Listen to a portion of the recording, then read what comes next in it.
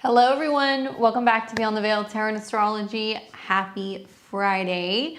I'm here on the channel live, so if you guys can see me, give me a thumbs up, like the stream, share it out, and drop me a comment in the chat. We're here live on June the 5th, 2026, doing tarot readings this evening. I've missed my tarot people, so I'm glad to be back, guys. Thanks for joining me. Make sure you guys subscribe to the channel so you can see more of these videos that are coming out on Tuesdays, Thursdays, Fridays, and Sundays. But every Friday we're here live, and I haven't seen my tarot people for a couple weeks.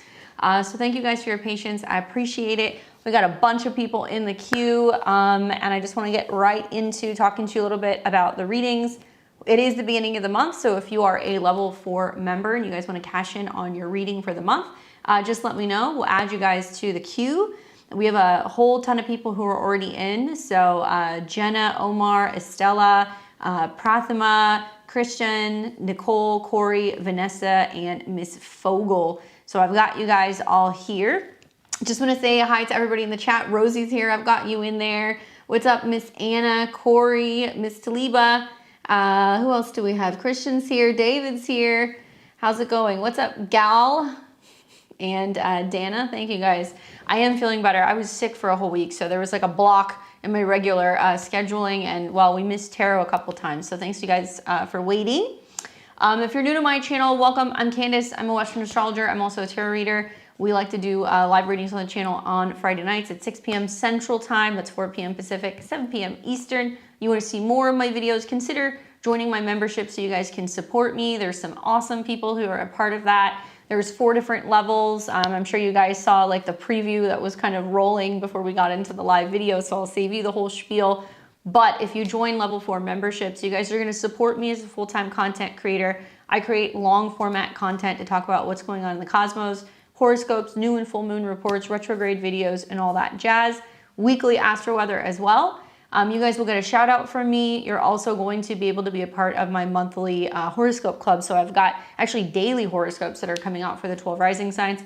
And you guys get to take your pick of a live reading on Fridays, either one tarot or one astrology reading per month. So that's a cool way to support me, stay in touch with me, and also be able to get a reading. So if you guys want to join my memberships, check out my community tab. And if you guys want to get a reading tonight, scan the QR code right there up at the top corner. It's going to take you to my PayPal. We are doing 1 card spreads for $20 donation, 3 card spreads for $40. And if you guys want to do individual cards, you can do that as well. If you have different questions, you can just send the amount per how many cards we're going to be pulling. And we're going to be answering the readings in the order that we receive them. But I do want to start first by giving a shout out to all of my people who are level 2, 3, and 4. Thank you guys so much. We've got Camille, user AZ6H, Wavely News, Gals here, Galty, Scott Chris, Apple Newt, Hope Regenerated, Stephanie Carrillo, Miss Self-Destruct, Dez. We've got Cisa, Jerry P, Contessa of the Divine, Deanna Vanderbilt, who's here, Desiree, Morphic Power, Darlene, Junie B. Jones, Amanda V65, Dana Diamond, Luna Hill. We've got Amanda 4099, Haley O'Grady, Taylor Small, Patty, Rosie, Mia. We've got Sharon Grant, Alicia, Deanna, Nancy, Melissa, always Lauren. We've got Beloved, Ashley Johnson, Claire, Planets and Roots, Grow Up Together, Miss Taliba, and Susan Wexler. So thank you guys so much. Some of you guys have been supporters of my content for years. I really appreciate you guys so much. It's people like you that keep me on the YouTube. So those of you guys who are just getting in, no worries, especially if you're a member. So if you're a member who's getting a reading, let me check the PayPal. Sometimes the PayPal is a little funny. I'll still put you in the queue to come up at the beginning. So who just popped in here? Camille. So Camille, you're going to be after Rosie, and I'll put you in here, but I'll make a note that you bought your reading and you still have one for the month.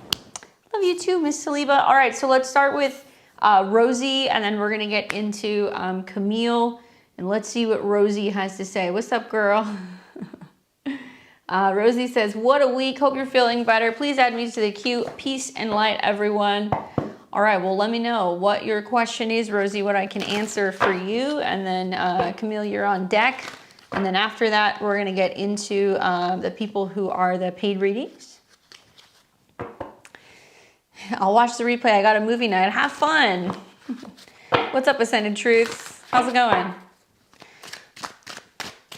All right, she says, okay, can I have 3 cards, please, for work, mental, and health? I'm struggling. Well, let's get right into it. Hopefully I can give you some insight. This is gonna be 3 cards for what's going on with work, what's going on with her mental situation, and what's going on with health.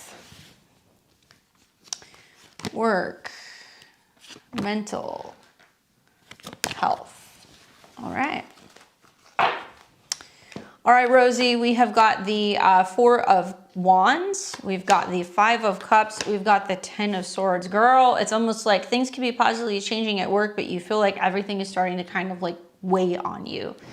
So something to think about is with work, the 4 of Wands is talking about coming together, being able to work together, more in like a socializing way. It's not like a coins, which would be dealing with producing or being busy or even like making money.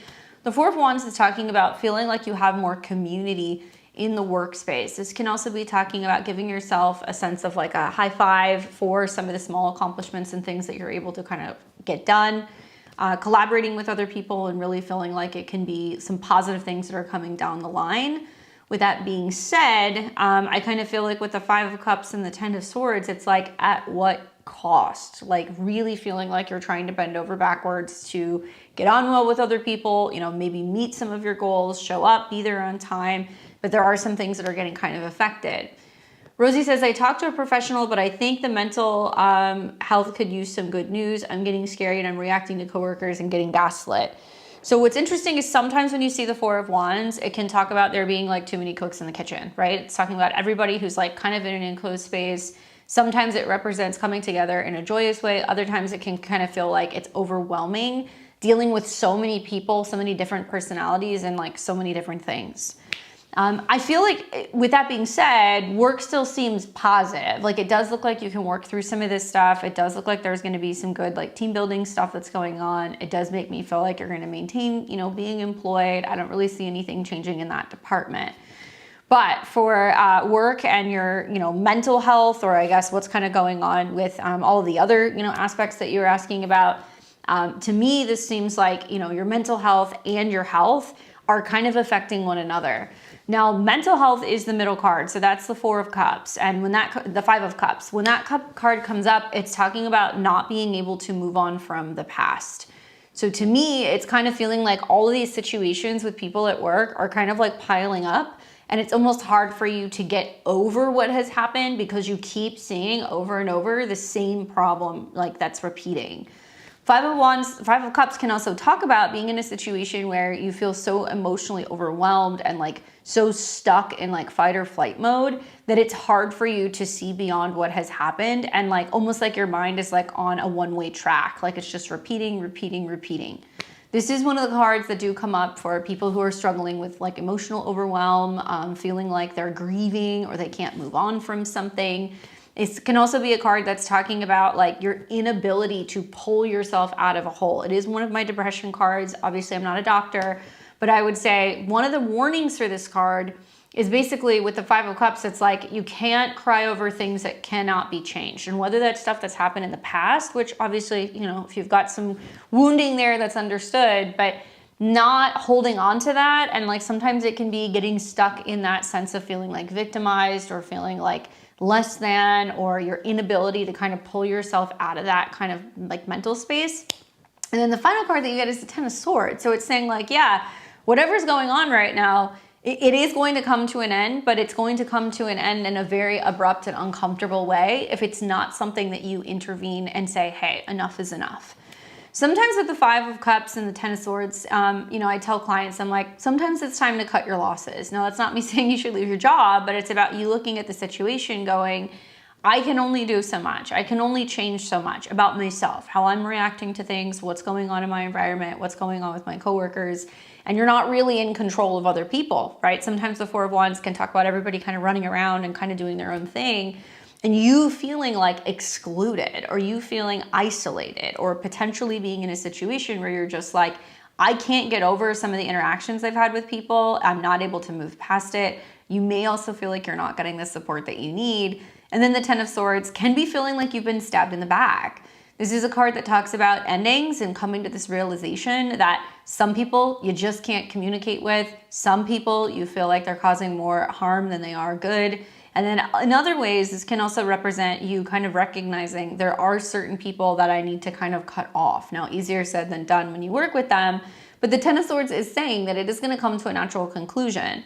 If Five of Cups is about walking away from the situation and gaining perspective, and the Ten of Swords is about ending the cycle, it may mean that you actually need to remove yourself from that environment temporarily, take a beat, take a moment to kind of reevaluate and reassess before you decide that you fully want to immerse yourself back in that environment. I do think that the Ten of Swords can also talk about anxiety and stress and other things that can also be impacting not just your mental state, but also your sleep, your rest, because you may feel like you're going to work, you're in that environment where it's kind of like overwhelming, or you can't kind of get out of some of the conditioning of what's kind of happened with the relationships you have with people you work with. And then you come home and you should be resting, you should be recuperating, but the Ten of Swords is like you come home and you're still thinking about it, right? You're not like leaving work at the door, you're bringing it home and you're letting it impact your ability to actually feel rested and to feel like renewed. So you might be looking at the situation going like, is this the end of the road for me? Sometimes with the Ten of Swords, you know, if you feel like you can't reconcile certain things, then you make the decision to kind of walk away. The confirmation card that I get is the Five of Coins. So it is saying that on one hand, you're like, no, I can't quit my job, obviously, you know, for financial reasons or financial security. The other interpretation that I have on this is like you feeling like you're doing everything that you can to better your relationships with people at work and to kind of get over the past, but you're still feeling left out in the cold. So I think you could move forward from some of this stuff if you felt like you were more so included. Five of Coins can also represent not feeling totally nourished in certain situations. So you might feel like, well, yes, I'm going here and I'm getting a paycheck, but is this actually good for my health? Is this actually good for my mental well-being? Is this a place where I feel like I'm really growing and evolving? So it's more than just whether or not you're getting along with your coworkers. It's more about whether or not you're putting yourself in an environment where you feel like there is very little room for growth, or you're kind of hitting a wall and not really feeling like you get what you need. She says, one final card, please. What do my ancestors want me to focus on in the meantime during this turmoil? Well, let's take a look. So what could she focus on to help give her clarity during this particular period? What advice would you give her? The card that I get is the Three of Pentacles. Work with people who want to work with you. Right? So like the Three of Coins talks about building towards a future where there is some kind of collaboration that could be fortuitous for everybody involved. It can also represent bringing in a third party. So I don't know if you have anticipated maybe needing to talk to like a manager, needing to talk to HR. And there is a way with the Three of Coins to build something and make it more cohesive. So it's not like dead in the water yet. Three of Coins can also say that this is a time for you to go and start looking for people who are looking for you. This is about finding people who are on the same page. They're wanting to create a harmonious environment. They want people to feel productive. They want people to feel healthy and happy. This is going to be especially important for you, I think, over the better part of like, you know, the next like several weeks. I would say 3 weeks to 3 months. And I think you said that, I didn't quite catch, did you put your transit information in there or your rising sign? Do you have anything that's in Cancer? Or do you have like, are you a Capricorn rising with Uranus in your 6th? Are you a Virgo rising with Uranus in your 10th?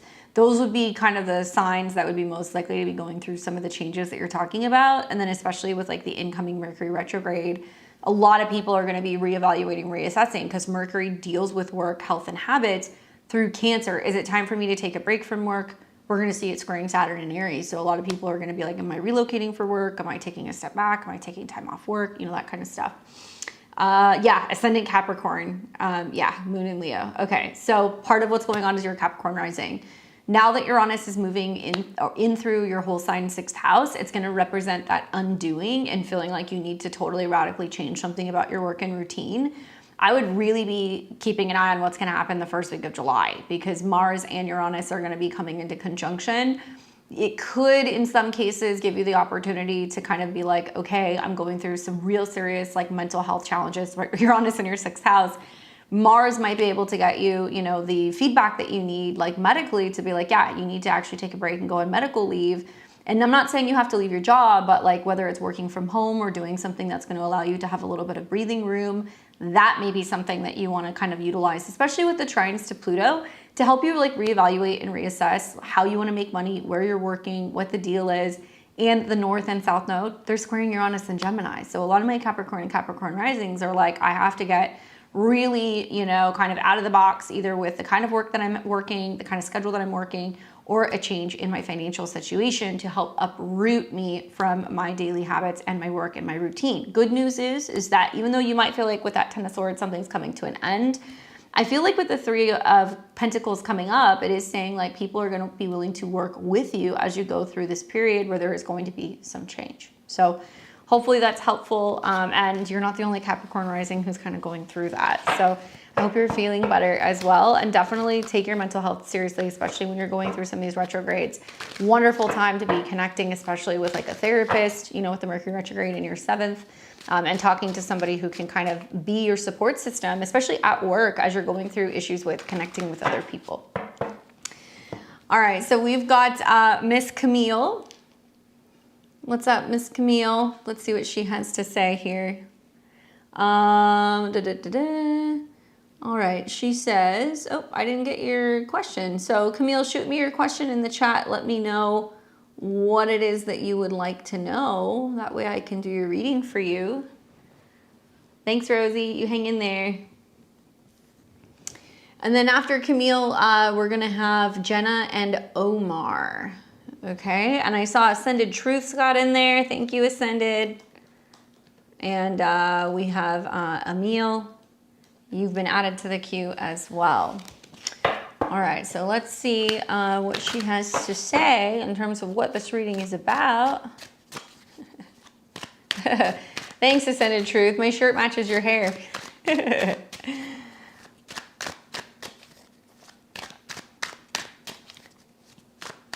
Did we lose Camille? Is she still here? What's up, my dear? First reading over here. I'm excited and also nervous. Okay. Just as a heads up, you can always, if you're a member, you can always request your reading in the chat ahead of time. So you can just put it in there and then I'll pick it up. You don't have to pay for it unless you want to, so you'll have another credit for the month.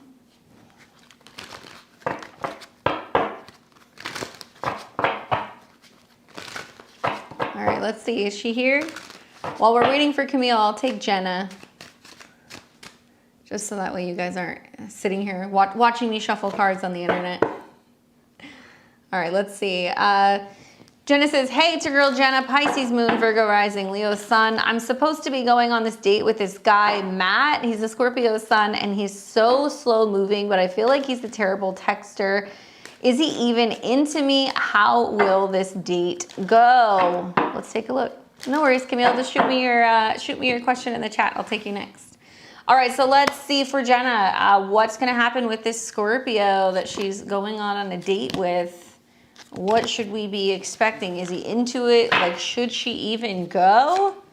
And I get 7 of Pentacles, the Chariot card, and the Hermit card. So honestly, slow and steady wins the race with this run, right? What I like about the 7 of Coins is like you're kind of planting your seeds. You're like, okay, let's see if the garden's gonna grow. This can also represent like a slow burn, and also you reassessing and reevaluating, like, is he even into it? Like, am I wasting my time? But I do think he's being very cautious in the process of kind of courting and kind of getting to know you. Like, to me, the Pentacles always take the longest time to develop, but if you give this card some time to kind of grow, something can actually really blossom. The good news is the time frame that I'm getting where you're really going to get your answer about whether or not he's worth it looks like it's going to be between Cancer and Virgo season. So that's really going to be kicking off at the end of June. And then I would say probably giving this until about maybe mid-August, maybe the end of August, about 2.5 months to see how you're feeling it out. Now, with that 7 of Coins in the past, it's also saying like, well, I've wasted time, you know, getting to know people in the past, or I've dealt with people who have kind of dragged their feet. You know, is this even like worthy of me kind of participating in? And I get the Chariot card, which is basically saying on an intuitive level, yes, you do move forward. This is about emotional kind of security. This is the card that deals with Cancer. The Chariot card is also talking about once something gets moving, right, because it's a slow start, it really starts to kind of develop and it starts to kind of chug ahead.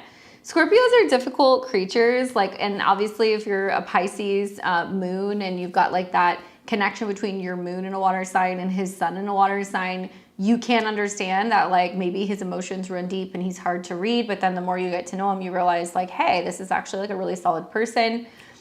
Virgo risings also, I think, are just going to see a lot of stuff, especially over like the next week or two, that can be really fortuitous with like new love connections, because Venus and Jupiter are going to meet and Jupiter rules your 7th house. It's also connected to your moon. So likely you're going to be getting feedback from friends, or maybe you're going to be going into social spaces and maybe meeting people where you can be including him or he can invite you to something. So watch for that. But the Chariot card is saying like you're trying to kind of get all your ducks in a row and you're trying to ask yourself like, where do I see myself, where do I see this going? And are we kind of going in the same direction? And there can be like a lot of like emotional charge to this relationship. Now, I think that with the Hermit card coming up, this means that you're going to have to reflect on things. Like I almost get the impression that it's a slow start. You guys start kind of getting to know each other and seeing each other. There may be some aspect of travel that's also connected between the two of you. Because obviously the Chariot card's about kind of like getting in your chariot with your horses and just taking off and going somewhere. And then we also have the Hermit card, which can be talking about that reflection that you need to do intuitively to really ask yourself, is this a match? Like doing some soul searching and really kind of asking yourself, is this what I wanted? Maybe you might get cold feet and kind of feel like, whoa, things are actually happening much faster than I anticipated. And the card that I get at the bottom of the deck to let me know which way this is gonna go is the Fool card. So I'll tell you this, it looks like the relationship between the two of you guys is gonna be very different than what you're experiencing right now. To me, it looks like there is gonna be a little bit more clarity. I'm feeling more fulfilled and kind of optimistic about what the future holds, but it looks like it's gonna take about 2 to 3 months to really feel that out. And I think if you take some time to kind of reflect and not get cold feet and you're open to the potential of this union and connection, it can be a beautiful thing and it can really take you places. So go on the date, meet him, give him a little time, let it develop, and then we'll see what happens. We lost the overhead cam, guys, sorry. I don't know if are we gonna adjust it? Can we, or is it dead? Sorry guys, if we don't have a cam, I'll have to hold it up for you. Control Alt Delete. All right, well, while we're doing that, I'll hold the cards up so that way you guys can see them. Let me see. I'm not sure. It is blinking, like the light's on. I see like a red light at the top of it. So maybe it's just a connection thing? Sorry guys, give us 1 second. We want to make sure you guys can see your cards as I'm pulling them. In the meantime, yeah, beginning of the Mercury retrograde is right. Especially with this retrograde and all the squares that we're seeing to like Saturn. There you go. Oz gets to make his debut.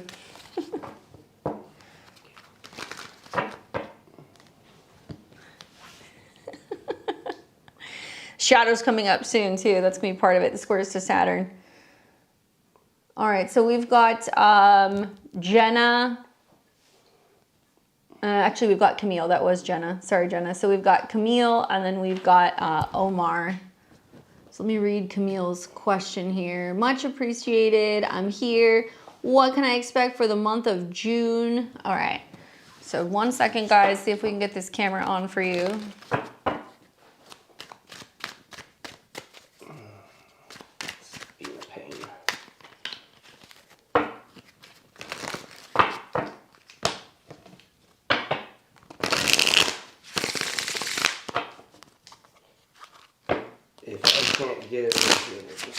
Okay.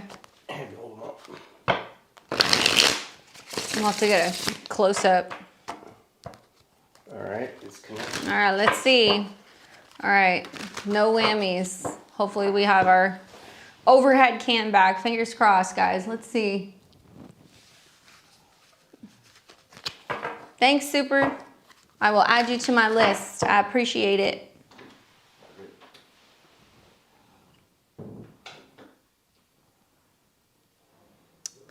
All right, we're back. Steph. All right, Stephanie, I've got you added to that. I can't see it on my end yet. Can you see me? Okay, all right.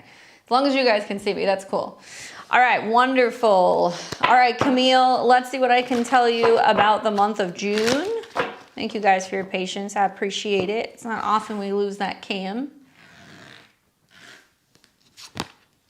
All right, so what can we tell Camille for the month of June? All right, we've got the Seven of Cups, the Ace of Cups, the Eight of Wands. Interesting, there's like this sense of being like, what's gonna happen? Is it gonna be good things? You know, the Seven of Cups can talk about sometimes feeling a little clouded, a little confused. Sometimes there's too many options, too many choices, or mixed emotions that can kind of be coming up for you.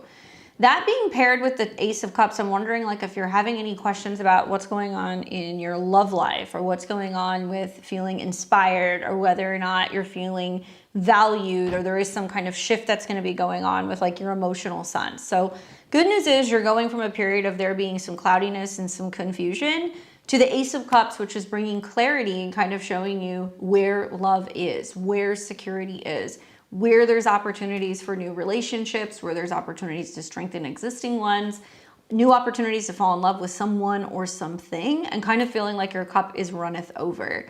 To go from a card that's a 7, which talks about there being a little bit of tension, especially when it comes to partnering with other people, social relationships, connections, you know, relationships with friends, to that Ace of Cups, it almost makes me feel like you're kind of looking at people going through their stuff and you're gonna go, do I want to take this on? You know, is it important for me to kind of like separate myself from other people's kind of drama? What do I need? What's most important for me? And it's almost like you're readjusting something in regards to your goals, because aces are always going to represent a new beginning and something that's going to be initiated that is brand new, right? So with that card coming up with the Eight of Wands, it means it's almost like you recalibrate, you get clarity with what you love, what you value. You have clarity also in regards to what direction you're going in. Huge emotional shifts are going to happen as a result of that. There can also be a sense of you feeling like much more optimistic and kind of positive about some of the connections that you're making. And then you're pulling your arrow back and you're readjusting your aim. Eight of Wands is like all systems go. So it talks about there being a really significant energetic shift that's going to happen, feeling more motivated, feeling more driven, and also room for romance and passion. So if you find yourself in a confusing romantic situation right now, or doubting whether or not love is going to come in, or if somebody is connecting with you, if they're seeing you clearly, it looks like you need to shift things, focus on yourself because you can't change other people. You're going to realize that as a result of that and filling your own cup and really focusing more on your emotions and your desires, you're going to definitely be able to go in a better direction, see a lot more kind of action, and also opportunity for things to really heat up in your love life, because the Eight of Wands can be like a little bit of like a sexy card. Watch for this to be something that's playing out over the next really, 8 weeks. I would say you're really going to see some momentum really start to pick up as you're getting into August. And she says, yes, love, life, and value. Yeah, I mean, it's like, to me, rather than standing around questioning whether or not somebody's there or if they're available or if they're like emotionally available or if they're like checked in, it's you being like, I'm going to be focusing on what's going to make me happy. I'm going to be treating myself. I'm going to be focusing on my goals. And you'll see that the kind of like the fog and the mist and the confusion starts to dissipate. You're able to leave that behind you because it's in the past position. You're able to see much more traction and attraction growing with people kind of moving into the future. So focus on your emotions, focus on your desires, and maybe be a little selfish in the love department. Hopefully that's helpful for you, Camille. Really exciting to see those cards. It looks like you're gonna get what you want, girl. It's kind of like this energy that's like, I'm not waiting for you to figure it out. I'm gonna keep on keeping on and see what kind of manifests as a result of that. All right, we've got Omar, and then we've got Estella, and then Prathima. Let's see what Camille says. I'm literally in tears after a miscarriage in December and being completely abandoned. The energy is definitely shifting. I'm sorry to hear that. That's a bummer. But you know, the Ace of Cups can also be about womb healing because it's the chalice, right? So it talks a lot about like that feminine energy and that feminine principle of what it holds and then what's being like released. So like womb healing, anything connected to soaks, to baths, anything that's going to be about like speaking to that area, clearing it out, and like creating space to bring something in that's going to be nourishing and supporting, I think is exactly what you need. Maybe do a little bit of a combo of like working with affirmations with the Eight of Wands of where you see yourself going, and maybe doing some like clearing and like purification work around the new moon. And I think things are going to be much better as you're getting into later in the summer. Sending you lots of love. Hopefully that's helpful for you. All right. So next we're going to have Omar, Estella, and Prathama, and then Christian. I've got you, girl.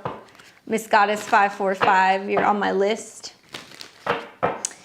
All right, so for you, Omar, let's see what you have to say. What's up, dude? Omar says, hey, Candace, glad you're feeling better. 3 cards, major theme for June, challenge for the month, and guidance for the month. You've got it. So this is going to be for a Libra rising, Sag sun, Taurus moon. Well, I think the Taurus and the Libra risings are probably really going to be stoked for the Venus-Jupiter conjunction. Right, so it's definitely good in the career department, but let's see what you need to know for the month ahead. We're going to start off with the major theme of June, the challenge for the month, and the guidance for the month. You're welcome, Camille. Thank you. Thanks for popping in. All right, so we've got the 9 of Wands, the Queen of Pentacles, and the Knight of Wands. So we've got some earth and some fire energy here. Man, starting the month off, the overall energy is the 9 of Wands, which can be kind of overwhelming, especially just thinking about like a Libra rising chart. Like Mercury is going to go retrograde, you know, through your career zone. So there's a lot of reassessing and kind of establishing how you're working, how you feel about your work, how you feel about your status, if you need a break. And this 9 of Wands is kind of talking about sometimes you feel overwhelmed or you're feeling defeated, or there is a sense of being like, how do I continue forward, especially if you're feeling like you're getting kind of beat up in the process. What's interesting about the Mercury retrograde is that it's going to be kind of in aspect to Saturn. So a lot of it's going to be about who's got my back, who's supporting me, whether that's in relationships, if that's going to be in your professional standing relationships, if that's going to be connection to friendships, just in general. There's a lot of reevaluating who's going to help support you and kind of get you, you know, to where you need to go. So the good news is that the Mercury retrograde is going to help you figure that out. The other good news is that I think with like the Knight of Wands coming up, I think that's talking about Venus going into a fire sign. So you're going to see that you're going to feel more motivated as the month kind of kicks off. You're going to also be noticing that there's going to be more opportunities to get up, to go places, to do things, to be with people, especially as Venus is kind of dancing into your 11th house. So it's great for your social life. And so when we look at like what the overall theme is going to be, it can mean that you're releasing some kind of burden. And so I'm wondering if that's through the Mercury retrograde, that you're like, okay, I don't have to work so much, or I don't have to take on so much by myself, or it doesn't have to be something that I do alone. And then we get to the second card, which is going to be the challenge for the month, and the challenge is the Queen of Pentacles. So could this be a boss that's like on your back, or, you know, a challenge maybe with an authority figure? Maybe, but I don't think it has to be a challenge. I think the Queen of Coins is saying it's about you really reassessing, what do I value? Right? How can I, bring more to the table? How can I feel more productive? How can I be more successful? But more importantly, how are you nurturing that? Because the Queen of Coins can be that. Now, it's possible this can be an earth sign, so keep your eyes out for Tauruses, Capricorns, or Virgos who kind of come in. Maybe this is going to be like a business meeting that you're having, or a meeting with a boss, or a heart-to-heart with like a mentor, or somebody who's helping kind of direct and nurture some of your goals. And I think really one of the most challenging lessons is going to be learning to ask for help, or being willing to receive help, or even like feedback.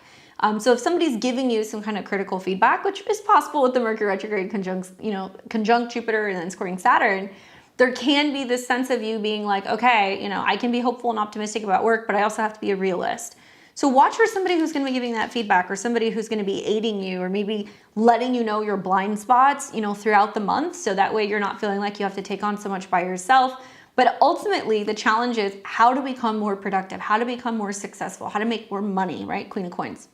And then the final card, which is basically going to be the guidance for the month, is just start something, just get going. Now, obviously, you know that at the end of the month, that Mercury retrograde is not the best time to like launch a business, right? Or maybe be changing jobs. It's more about reassessing what's working and what's not working. And I think the Knight of Wands is really talking about being proactive. Now, it can also mean the guidance is, it's also time for you to have some creative time, some playtime, maybe to go on a short trip or to go and do something to get your mind off of work. Remember that Mercury is going to rule your 12th and your 9th house. So sometimes like a Mercury retrograde is a Libra rising. Like when I go through that in my 10th house, I'm like, oh, I will make my schedule lighter. I won't work as much. I'll take some time off. I'll travel. I'll rest more. But in your case, I think it's about going and doing something that's like more fun and exciting and something that's going to be more creatively driven, or potentially even on like the romance department, because the Knight of Wands wants to go and kind of seek somebody, some damsel in distress or somebody that they can kind of spend time with that takes their mind off of work and responsibilities. So at the end of the month, I do think that there is going to be a lot more get up and go energy. I think you're going to feel a lot more motivated, especially socially in relationships. I think the key here is just open up to partnerships. Don't limit yourself and feel like you have to do everything on your own. Really be focusing on nurturing some of your long-term goals and let go of this feeling of having to do everything by yourself, right? You can't carry everything on your shoulders with that Nine of Wands that's coming up. Really go after what's going to be most exciting or what adventures are potentially kind of playing out later in the summer. So you might feel incentivized to plan travel, and also be thinking about just how you can really take a step back to really reevaluate the direction that you're going with your work or your money. So that way you're feeling kind of like, you know, invigorated, and there is like this sense of like renewal and excitement about how you're approaching your professional life. So hopefully that's helpful for you, Omar. Going to be an interesting month for sure with some of those transits going on. Hopefully it's good for you work-wise. All right, we've got Estella, Prathama, Christian, and then Nicole. Nicole, if you're watching, Nicole G, I did not get your question, so can you send that to me in the chat? All right, we've got Estella. What's up, Estella? Estella says, hi, Candace. I moved back to my hometown after my mom's passing last year. I'm sorry to hear that. I'm locked into a lease until December and feeling stuck, craving freedom.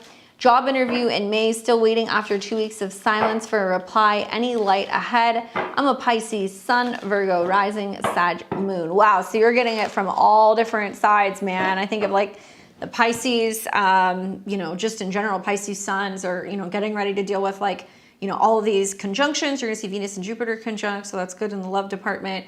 But you're a Virgo rising, so like that Sag energy, that restlessness of what's going on, you know, in your home life is playing off of Uranus that's going through your 10th house, and that's where your moon is. So you're feeling kind of bound by what's happening with not seeing movement yet at work, and then also feeling stuck with where you're living.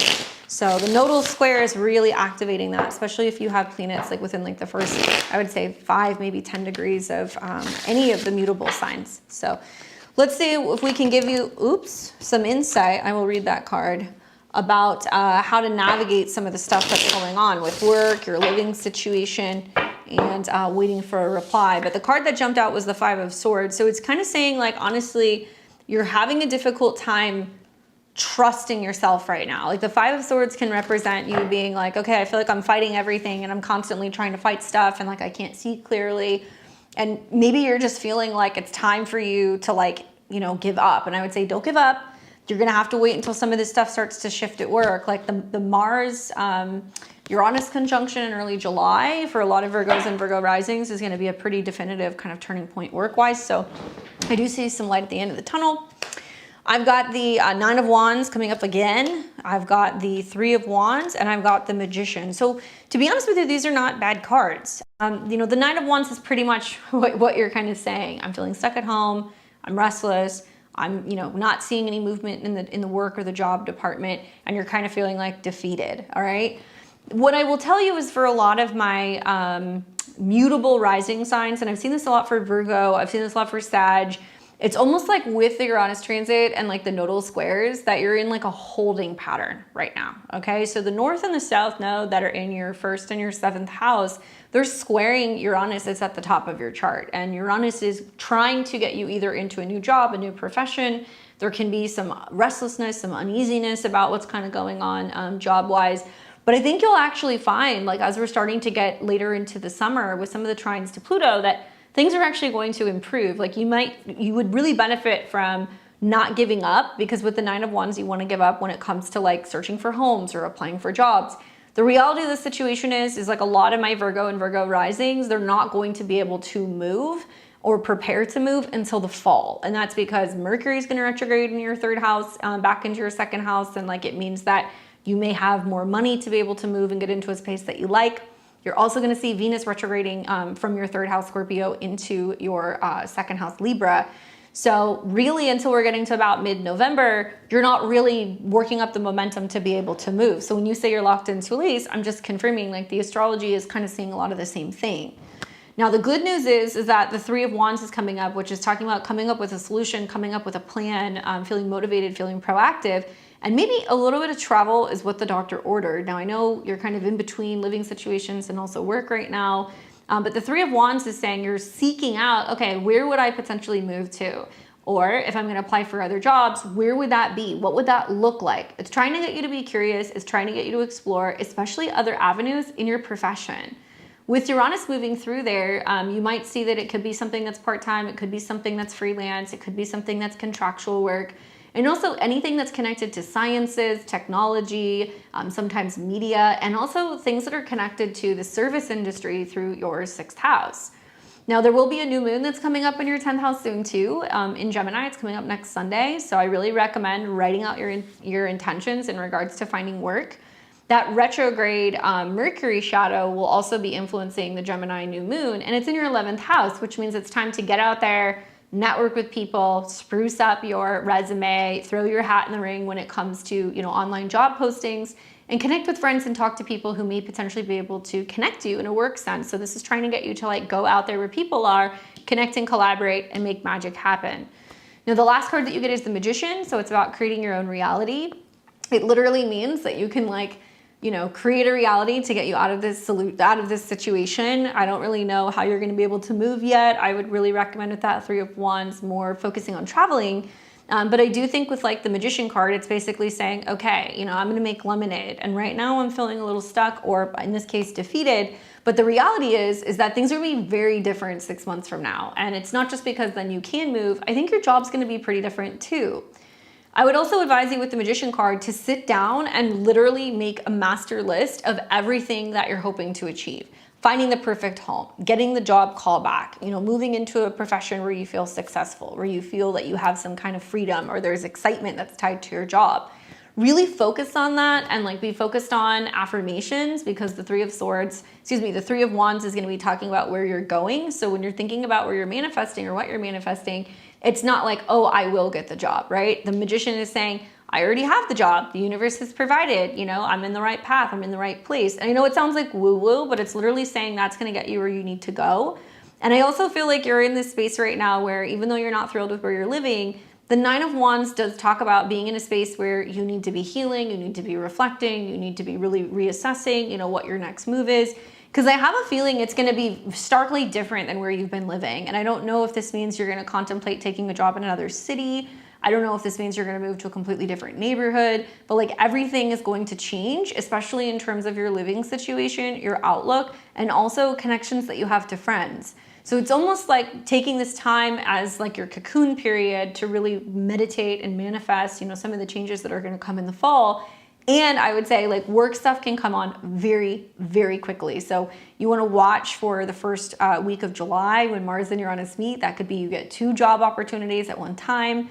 You also want to be paying attention to the full moon that's going to happen at the end of July. That's going to be taking place in your 6th house, because that could manifest also as a job change. It's ruled by Uranus and it's going to trine Uranus. So work is on the way. Start thinking about the life that you want to curate. Take this time for resting and recuperating. And if you can get out of the house, do that. Walking, hiking, being outside, that's all connected to the Three of Wands.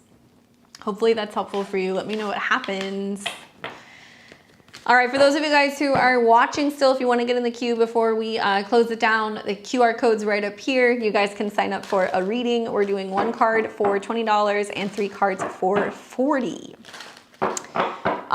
Next up, we have got Prathama, and then Christian, and then Nicole, and then Corey.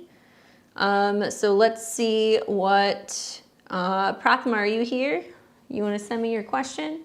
I need Prathama and Nicole. So you guys got to send me your questions there. Let me make sure I didn't miss it.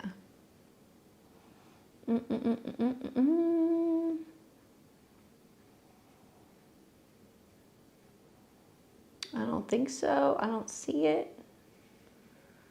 Prathama and Nicole, you guys got to send me your questions. I'm going to move on to Christian Bacon. Am I saying that right? Christian? I'm going to make sure I'm not mispronouncing your name. I hate it when people do that to me. All right. She says 3 cards for a reading on 6/5/26. Let's see. My question is, what messages do my spirit guides have for me at this time? Okay, good question. That's always my go-to question too. What do I need to know? Christian. Okay. Well, thank you. All right, so what do her guides want her to know right now?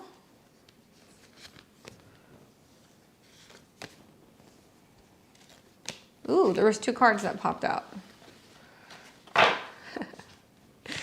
Looks like you're in a period of really questioning things, girl. I don't know what's going on. I'm gonna hold these 2 cards. These will be the grand reveal.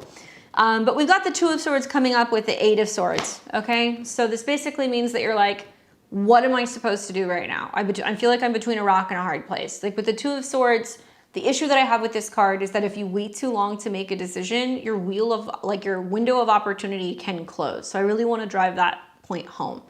You got 2 swords coming up. So we're dealing with stress, anxiety, clarity, not feeling like you're connected, not feeling like you're getting messages, and also potentially feeling like you're having to make a decision or there's like a fork in the road. And when you see the 2 of Swords, like she's got the swords crossed, so she feels like she can't quite make the decision, and she's blindfolded, which also means that you're not seeing clearly, or you can't quite see the path, or you don't know how to make a decision because you feel like you're kind of damned if you do, damned if you don't. And there can be stress and anxiety that can come to that as well. And then you've got the 8 of Swords, which has a woman who's also blindfolded. So I'm wondering, like, what's going on? Are you going like, where are you guys? I need some support. I need some connection. And you're not feeling like you're getting the messages. 8 of Swords is an interesting card because usually, you know, you see the swords that are kind of surrounding the woman who's like standing in water. And it represents feeling like you're stuck in a situation, that you don't know how to see your way out of it, that you're trying to figure out solutions, or you're trying to get clarity, or you're trying to kind of make a decision.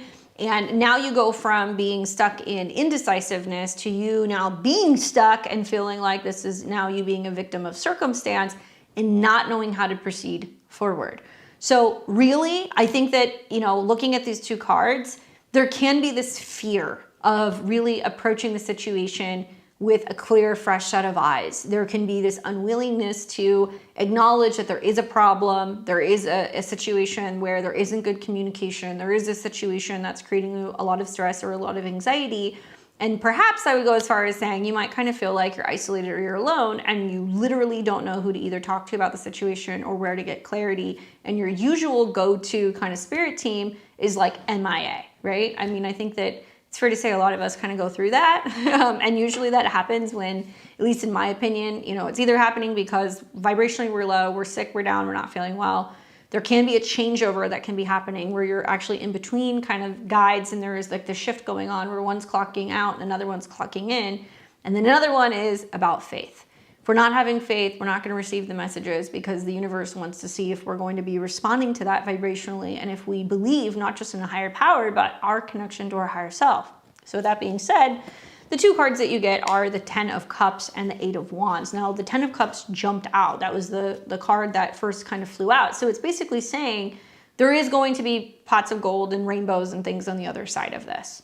If some of your question or your concerns or your wondering revolves around family, happiness, your living situation, fulfillment, relationships can be another one. It's basically saying, like, just because you can't see the path right now or you don't necessarily see the outcome, it does not mean that good things aren't going to come your way. They are, but you have to trust in the process. I intuitively feel like there are things that are either being kept from you right now and you're looking at it going, why am I not getting what I want? Why am I not getting that response? Why am I not getting that clarification?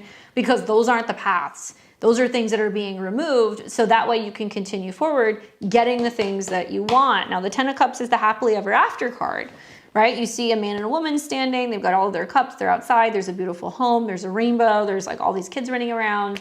So a lot of it can be like, am I going to, you know, find my forever person? Am I going to have better emotional health? Is there a sense of me feeling like better and being optimistic and being able to kind of move forward?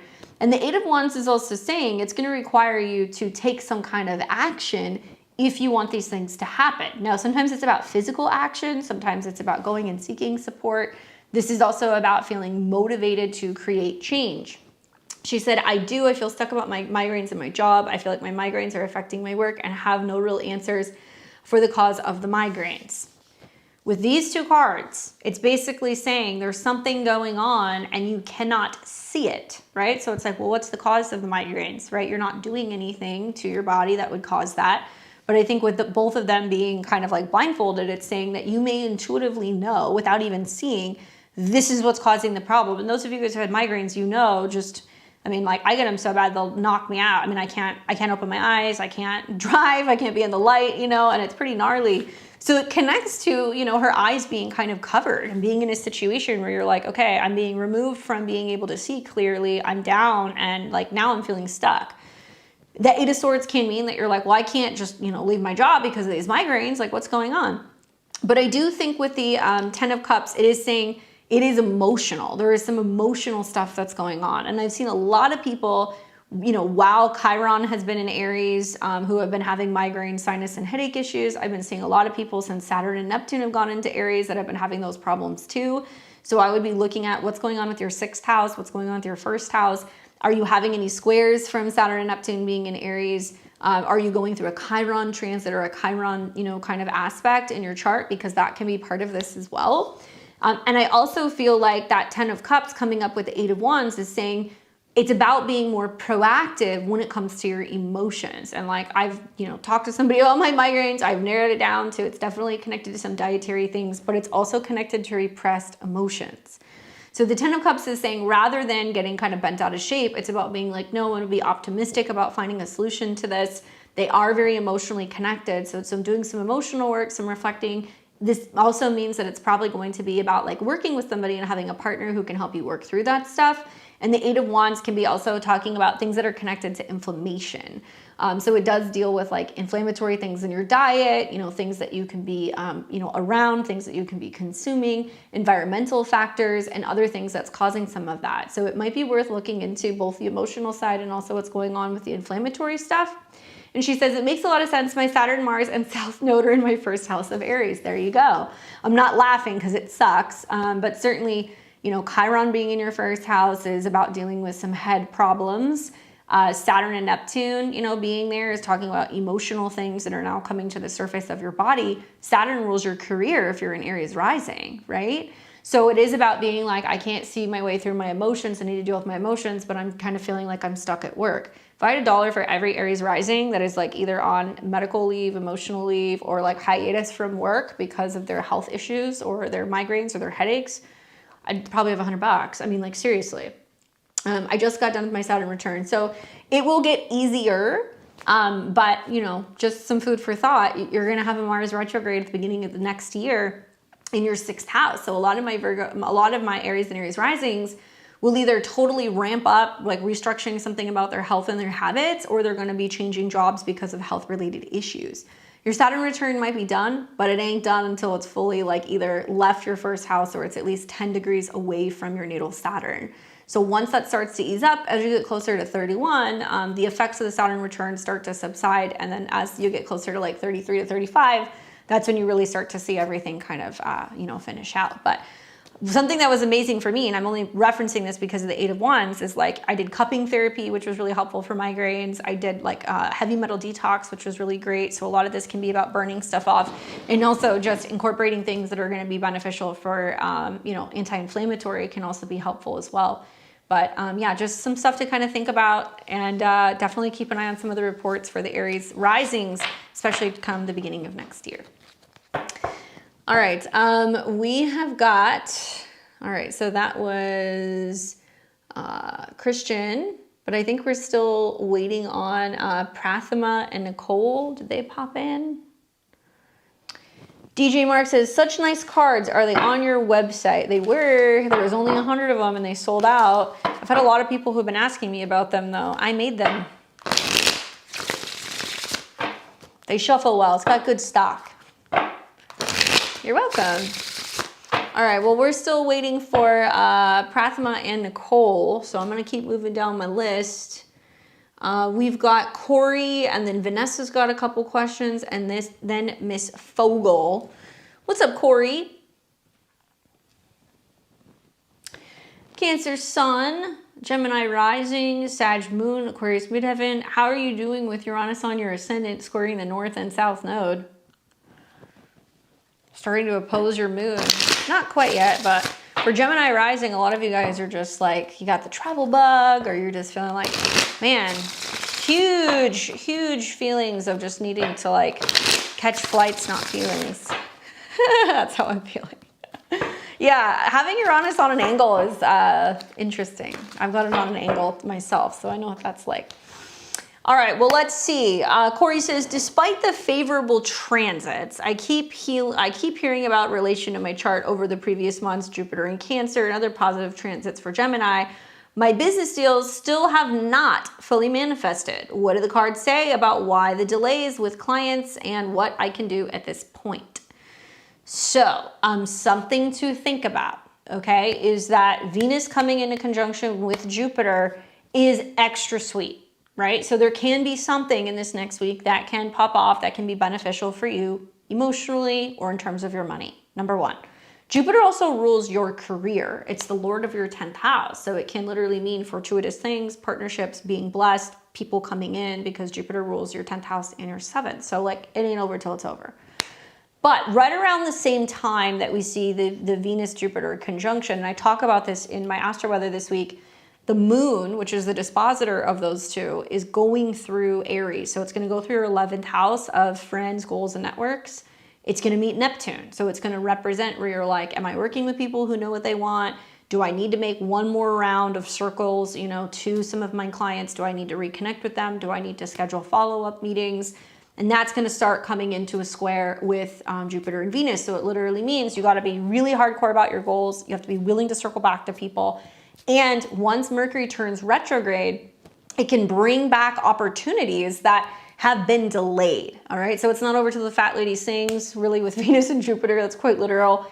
As you see the Mercury retrograde start to heat up at the end of the month, it's going to be coming into a square with Saturn. So it's going to represent, are your goals needing to be rewired or reworked, or the people or the groups that you're approaching, does there need to be a sense of taking some people more seriously and kind of Xing some people off the list if they're not ready to make a deal? Then you can possibly see with Mercury retrograde, especially as it's coming into conjunction with, let's say, the sun, there can be better opportunities to sign contracts, make agreements, all of that stuff. So there's still a lot of stuff that's going to get worked out. And I would say, I think some of the best stuff is yet to come. But let's see what the cards have to say for you with some of these transits. Who is this? Andy's in the queue, got you. DJ, hi for a reading. What info do you need? Just put your question in the memo box when you send your payment. I put my question in the PayPal payment. Is that okay? Perfect. All right, so for Corey, this is what I have for you. We've got the Judgment card, the 2 of Cups, and the 5 of Wands, which literally makes me feel like you're going to realize there are some people that are not worth chasing. That you're going to make the decision, you're going to give it one last final go round, which I feel like is the Mercury retrograde in aspect to Saturn in your 11th, but you're like, I'm going to try one more time. And if I don't get that clarification, if I don't get people who are willing to work together, then I'm going to move on. And the 2 of Cups is really saying that there is going to be union and connection with partnerships in this next month. You're going to see it over like the next 5 weeks, 5 of Wands. But the Judgment card is about you going, I'm not going to be focusing on the people who aren't actually coming through. You're doing more than your end of the deal, showing up, making the proposals, making the pitches, connecting with people, giving them, all of the information they need. And it's like you going, okay, like I would literally make a list of the clients that you are kind of in limbo with. I would go through said list over the next 5 weeks. I would basically try to meet with people, one-on-one in person, or trying to kind of get on a call or have a meeting with them. And then being like, look, this is what I want to offer you. This is what I wanted to follow up one last time. Are you going to be interested or are you not? So that way you don't feel like you're just fighting to just barely get by, because the 5 of Wands can be talking about maybe you're in an industry that's super competitive, number one, but number two, it's also about feeling like you're not pushing for something that's not actually receptive. This is a card that's about pushing back. This is people who are like, I need more space. I'm confused. I don't know what I want. And it's taking up a lot of like mental space for you. Like the Five of Wands can be you going, well, what's the point? I feel like I'm just fighting this uphill battle. And it can start to really wear on you mentally, and it can take away from the opportunity where people are being removed or people are being flaky and kind of non-committal, for you to be pouring that energy into partnerships and relationships that are actually going to be beneficial. There's a method to the madness, because Jupiter is about your career. It's also about your partnerships or clients. Part of Venus coming into conjunction with Jupiter is that you need to know that there are some people that are going to put their money where their mouth is. Those are the people who are going to sign the contracts, make the agreement. They're going to, in good faith, give you a deposit, or they're going to come up with a plan to start working with you. The ones who aren't, I mean, even though it's frustrating, and I know you've done like a lot of running around, Judgment is saying it's time for you to clear the path. So that way you have the availability, and you also have the optimism and the energy to really nourish the relationships that are going to be the most valuable to you. To other people who are confused or kind of running around or maybe trying to get other deals, I would be like, cross their names off the list. Let the universe do its thing with that retrograde, because likely it's going to bring you people who are going to be much better for you in the long term. Also, Jupiter is going into Leo at the end of the month. That is going to represent actual physical agreements, things that you're signing, things that are moving, things that are happening. And you're probably going to find that it's going to give you the opportunity for travel for work, or for better communications, deals that are signed, and also opportunities for you to get in front of audiences as it starts coming into trines with planets that you have in your 11th house where your goals are fulfilled. So rather than fighting upstream, let go of whatever the dead weight is, so you can be highly focused on what few clients you have that are committed, and then you're going to watch your garden grow. Hopefully that's helpful for you. All right, we have got Vanessa, who's got 2 questions, Miss Fogel, and Camille.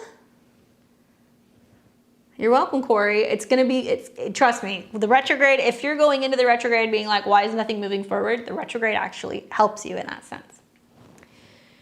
I just want to put this out there again. I have still not heard from Prathama, and I have not heard from Nicole. So can we put that in the chat?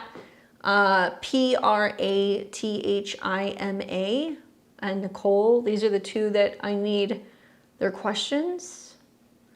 And if you guys want to get a reading before we call last call, we're probably going to do that here in a few minutes. We'll put like maybe 5 minutes or so on the clock. Scan the QR code right up here if you want to get a reading. It's $20 for 1 card, or $40 for a 3-card spread. All right, so we have got Miss Littleton. What's up, Vanessa? Vanessa's got 2 questions, one about her daughter, and then the other one is about your connectivity. Okay, so let's start first by talking about your daughter.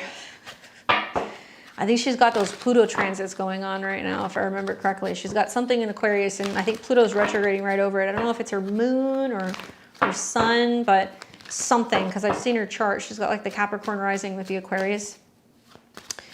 Vanessa says, question 1, my daughter and I are at it yet again at odds. She's 17 and a half, and we do not get along for more than a few weeks at most. She's exhausting and hard to parent. She lacks respect and boundaries, and when she doesn't get her way, I get the silent treatment, running away, and it's really bad. She took off again, and I don't have it in me anymore to walk on eggshells to not tick her off.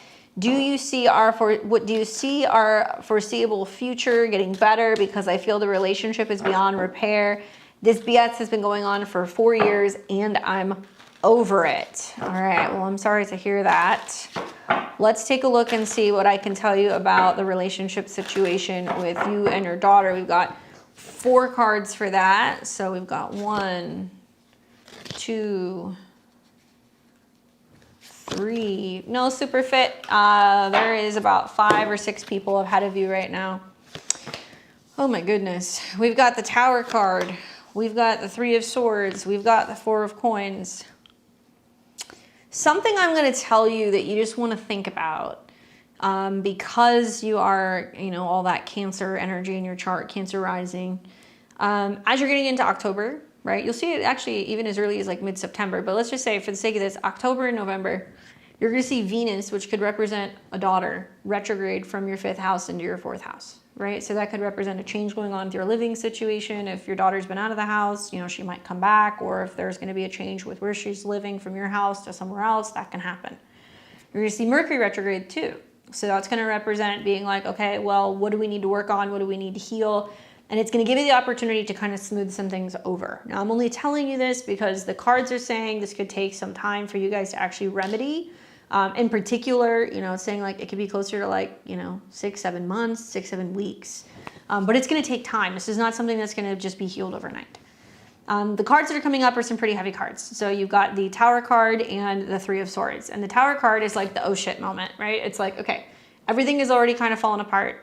You're realizing that the foundation of your home, the foundation of your relationship, and also that sense of respect has like been shattered. That whatever has been going on, you know, is no longer working, and it's no longer going to be something that's going to create peace or kind of stable ground at home. And when the Tower card comes up, it's basically saying it's like a moment where everything has to be leveled. So obviously, you know, I know what it's like to be 17 and a half. I can think back to some of those times, not making excuses, but I do feel like with that Tower card coming up, there's a lot of things that are hitting her very hard, which may be some harsh realities about life. Right? So obviously, you know, when we're a teenager, we think we're invincible. But I think with this card coming up, it's her kind of realizing like, I also equally am not happy, you know, being at home. And I feel like I can't really kind of express that or get out of where I'm being. So I'm just going to be kind of like destructive, or I'm going to burn it all down. And the right now card is the 3 of Swords. So it's saying like, even though the dust has kind of settled and like she, you know, I don't know if she's come back, you said she's left, it's leaving you heartbroken, right? The 3 of Swords is talking about needing to remove the swords one by one so that way you can heal.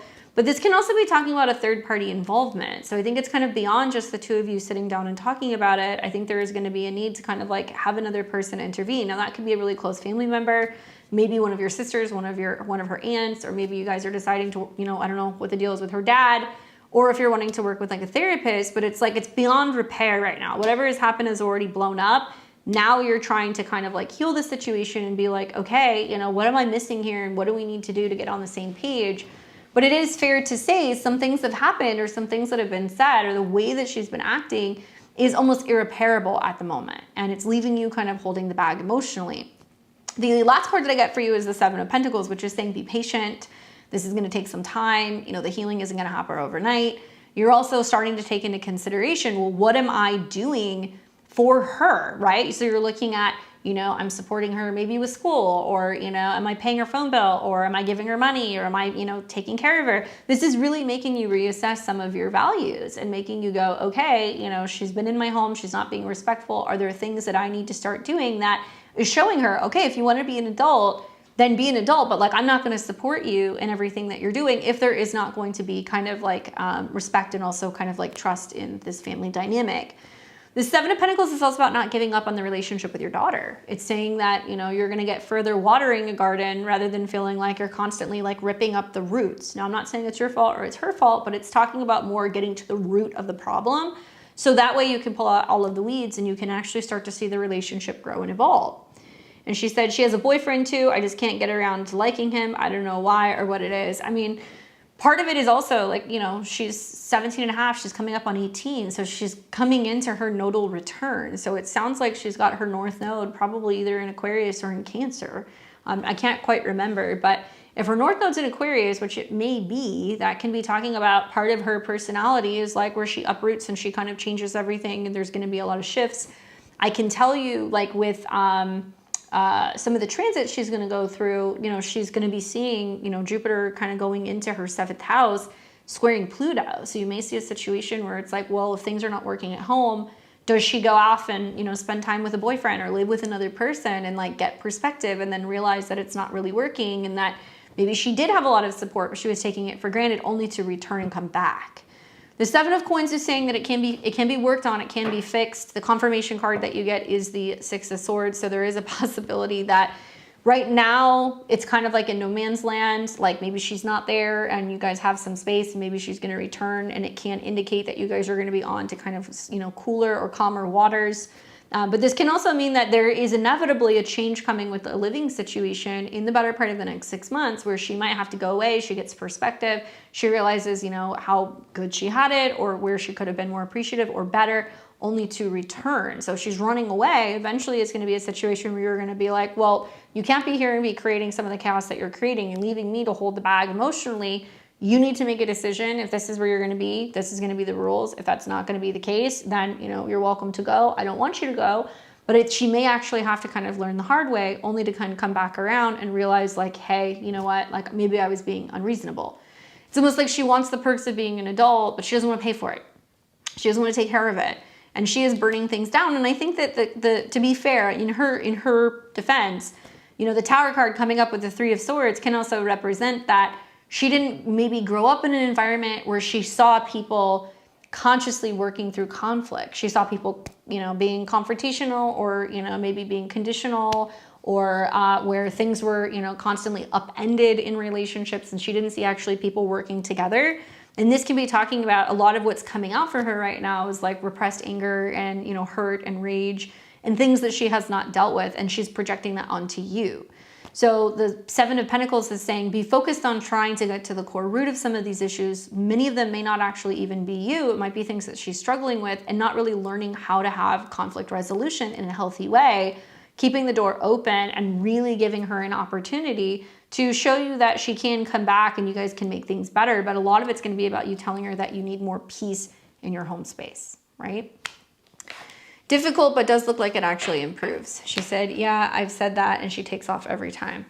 Well, I mean, we all know what it's like to be 17 and a half, and not everybody has that experience, but certainly a lot of moms do with their daughters, and it's not until daughters kind of go off and then they come back that they kind of like realize like, yeah, maybe I should have been better to my mom. The other question that you had was, I want some insight on my connectivity situation while I'm working on my work computer. Ever since I moved departments, I have constant internet interruptions. I went as far as switching providers and it's still happening. And am I being targeted energetically? And if so, from who? Good question. Part of it could be Uranus, by the way. Uranus is coming into squares with things in Virgo, and you've got Virgo in your third house. So it's computers, work computers, cell phones, communication. And Uranus is now in your 12th house, by the way. So it's starting to come into a square with that. So you're like, is it spiritual interferences? What is it? And honestly, sometimes it can be like ghosty things because Uranus rules your 8th. So it can be like a buildup of intense emotions around the house, especially if you've got like younger women in the house. Like spiritual energy is known to react to that very strongly. That's where you see like a lot of like weird electrical interferences and like issues with poltergeist. But let's see, is there something going on with her work connection? Is it something that's like more spiritually targeting her energetically? Can you give us any insight into that? Yeah, it's more what I told you. It's the energetic charge of what's going on in the space. And also, I think with the 8 of Wands coming up with the 6 of Coins, it's basically saying like it's going to come and go. Like it's not going to be something that's going to immediately rectify itself. 8 of Wands is talking about a situation that is like supercharged. And you can also be having like surges that's actually going on as well. For some clients, when they've asked questions about like what's going on with like their connection, be that their internet, their power, whatever, and the 8 of Wands comes up, I'm like, you're actually seeing energy surges. Now it can be from the power companies where there's issues that are going on where the power is not being like regulated and you're seeing stuff that's coming into your space that's like frying things or it's potentially creating some problems. I could also see with the 8 of Wands that this is more responding to the energy in the space. And with the 8 of Wands, it's a card of change, right? 8s represent kind of like neutralizing, transforming, and transmuting energy. The Wands are actually about kind of calling stuff off. So something that I would recommend doing is reclaiming your space, because it seems like that's a problem, whether it's with your electrical issues or things that's going on with your daughter. I would recommend burning some candles and probably trying to do it over like a 7 or an 8 day period of time. So you can go and get like a 7-day candle where you can, get a black candle, or you can get one of those reversal candles. So you're reversing the energy and you're sending it out.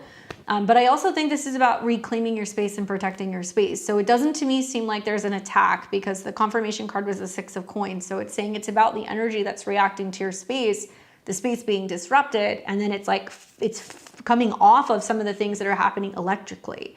So if it's just your internet, there's connection issues that are going on right now. And like the Eight of Wands is saying, it's more about how those electronic things are reacting to the energy in the space and potentially even you. But I do think the issues are going to kind of persist. So just as a heads up, that Eight of Wands means that it's going to keep happening. You may also want to be talking to somebody because the Six of Coins comes up. So it's saying like you might actually get somebody to come out, take a look at what's going on. They might be looking at some of the speeds and might be looking at some of the connections and realizing that there's something that has either not been wired correctly or that there's not something that needs to be corrected or it needs to be rebooted. And usually with the Six of Coins, somebody is willing to kind of like come out and service or work on something, especially if you're paying for a service. And like, yeah, if you're paying for internet for your work and you're having issues with it staying constantly connected and you need that to work, like it is important to make sure that your provider is following up on that. So that way you're getting the services that you're paying for. And I think within a few weeks time, you can start to see the energy kind of shift, but it's definitely connected to the energy in the space, right? Still have them look at it because there's probably something that needs to be kind of like replaced. Eights can sometimes deal with swapping something out or updating something so that way it's working appropriately. So hopefully that's helpful. Definitely let me know what happens with your internet. DJ says, for a private transit reading, you use Tarot 2, is it whole or Placidus? I use Placidus housing system because I find that it's more accurate and you do get a combination of tarot and astrology when I do the readings. Hopefully I can chat with you. I know I'm booking, I think, into like August right now, maybe September. All right, we have last call. So it has already, we're going to be shutting down readings now. So if you guys haven't gotten in, we're about to shut it down. Still waiting on those two, Prathama and Nicole. I haven't seen anything yet. So we're going to move on to Miss Fogel. We've got Camille. We've got Ascended Truth and Emil. All right, so let's go with Miss Fogel. What's up, Miss Fogel? Virgo sun, Libra rising, Cancer moon, super frustrated. Feel like I'm in a loop. I need a large pre-approval to move to an area that I want. My reserves are low. How long am I stuck here? And should I be looking for a new job? All right. Well, as a Virgo sun, just in general, with like the Uranus square, there's a lot of pressure to change something about your beliefs, pressure to maybe change something about your job. In your case, it's in your 9th house. So there's this frustration in going, I want to move, right? Somewhere far away. And trying to think about like education, creativity, other ways to be able to kind of hone in on your skills so you can make said career changes. So for like a lot of Libra risings, you're going to see that the Mercury retrograde in your career zone is helping you decide whether or not it's time to pivot and go into a different direction with work and look for another job. And so if that's what you're looking for, it's not a bad idea, right? And she says, larger pre-approval. Got it. If you're going to see some pre-approval stuff happen, you know, Venus is meeting with Jupiter. So it can mean that likely you can maybe find a better paying job.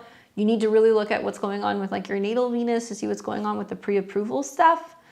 And then in terms of the reserves being low and how long you're going to be stuck, let's take a look. So in regards to money, the pre-approval, the job, what are we looking at for Ms. Fogel? What does she need to know? Well, this is a good thing. We've got the Ace of Coins. We've got the Nine of Swords. We've got the Two of Cups. I think intuitively, whether you're looking at the pre-approval letter for, you know, mortgages, loans, you know, anything that deals with lending, or even a better paying job, Ace of Coins is what you definitely want to see. So that is saying that in the next month or so, you can see some pretty positive changes in the financial department. I feel like with the Ace of Coins, it's saying it's also about planting a seed and starting to think about how you can grow your resources, not just necessarily, you know, getting the necessary resources that you need now just to move. It's about being like, well, how can I actually expand beyond that? So that way I can, you know, have more money in the bank, or I can show that, you know, I have things that are valuable. So I'm not in a situation where I'm feeling like lending is going to be difficult in the future. I also think that if you're going to be doing this stuff, be mindful that as you're getting into the fall, right, especially because Venus rules your chart, you will see some retrogrades happening from your 2nd to your 1st house. So if you're waiting for something to pick up financially, it could take until about October, November, you know, for some of those things to potentially change. and waiting for resources to kind of get built up, or for more opportunities when it comes to, cash in your pocket. You're gonna have a full moon that's gonna be in Cancer, in Capricorn, that's gonna be coming next month too, and that's gonna square Saturn. So a lot of it's gonna be more about your relationship to other people and lending, and that can create some delays. But I'm thinking that, with the Ace of Coins, money is looking good in the future. I'm also thinking with the Nine of Swords, you're like stressed out, okay? And you're like, where is this money gonna come from? Or where is this change gonna happen? How am I going to find it? And the Two of Cups is saying partners are gonna be coming in. So what I love about the retrograde is that blind spots and things that maybe have gone missing, or things that have not appeared, or things that we have been wishing for or hoping for, can just magically start to appear. And the Two of Cups are people who are like, yeah, we'll work with you. We'll work with you on that when it comes to your lending. Or people who are like, yeah, let's talk about working together. Highly recommend looking at other lenders. Highly recommend also contemplating whether or not you want to make a jump when it comes to your professional life. I don't recommend quitting your job during a Mercury retrograde, especially if you have something that's really stable right now. But I do recommend you probably having a heart-to-heart conversation with a boss sometime in the next week about just where you stand and where your growth is and what you need, and whether or not there's room for growth where you are now before you decide to kind of go on to the next thing and decide that you're going to be looking for another job. As you're getting into the Earth months later this year, so we're talking like Virgo season, which is going to be August and September, Capricorn season, which is December, January, those are going to be more fortuitous times for you. I know that a lot of my Libra and Libra risings have been telling me that they're just like, I want to make a job change, but I can't right now. I'm trying to save money. I'm trying to move. You're better off staying until you get better offers. And I think that if you use the retrograde to your advantage to consider other directions you can go in professionally, and also some of the perks and things that can kind of come with that benefit-wise, you can be really focusing on, securing more resources, building up things, improving credit, things like that. So as you're getting into the fall, you're much more likely to be able to kind of get the resources you need to potentially move. Now, if you like where you're working, then I would say it's really about kind of talking to them, about, hey, what's next, or where can I be building towards? You want to be talking about growth, because the Nine of Swords is here right now. So it is saying there is some stress and anxiety about whether or not this is going to be enough to pay the bills. But if you like where you're working, try to kind of meet with people and come up with solutions and see if there's ways for you to be able to grow in your position, and also be talking about some of your goals and what you're hoping to achieve to see if they're going to be able to match that with what they're paying you. But I think you will find people that are going to be willing to work with you, particularly I think other lenders. So be thinking about that over the better part of the next month, and be focused on people who can really nurture you. Part of the square to Saturn is like, if I can't find, the job that I want, do I work with a headhunter? If I can't get, the pre-approval or the money or the lending that I need, do I go and work with somebody who can kind of help me connect to the necessary financial resources to potentially bring that in? You want people who are going to be working with you, supporting you, and trying to help you, right? Hopefully that's helpful. It's a good thing you got that Ace of Coins. It does mean that there is going to be more positive financial things come the end of the year. But moves get a little bit easier as you're getting into the fall, going into the winter. Hopefully that's helpful for you. Readings are now closed. They are now closed. So if you guys want to get a reading, I hope to catch you guys here next week. Let me do a little bit of a roll call for who we do have really quick. Looks like Brianna got in, Erica, Amanda, Lauren D, Adrina, Silk, Emil, Stephanie, and looks like Emil got 2 readings, or Anna, and then Ascended Truth and Camille. So if you hear your name, I've got you.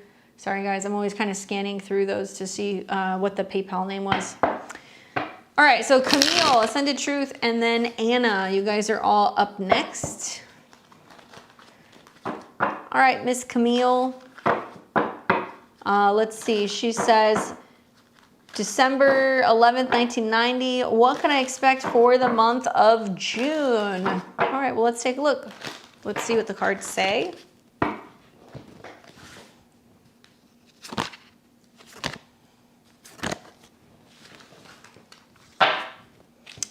We've got the 6 of Coins, King of Coins, 9 of Swords. There's that 9 of Swords again.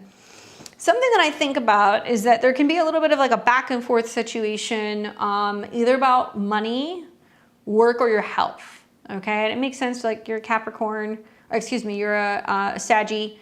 So a lot of the things that are kind of changing is like the Venus-Jupiter connection is really influencing things connected to, debt, savings, mutual money, paying stuff off, bringing money in. And like the Six of Coins is about kind of give and take.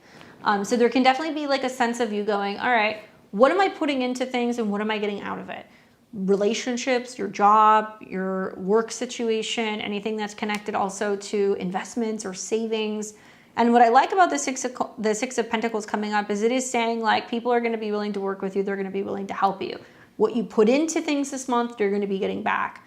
This is also a really strong month to start thinking about saving, investing. I think about the retrograde that's going to go through your 8th house, and it's going to be about really reevaluating and reassessing who am I banking with? How am I spending money? How am I saving money? What's going on with my investments? What's going on maybe with retirement? It's a good time to get feedback, to actually get guidance in somebody who can kind of talk to you about that, about kind of looking for long-term financial security. Now, the King of Pentacles can be you connecting with an earth sign. So it can be a Taurus, a Virgo, or a Capricorn.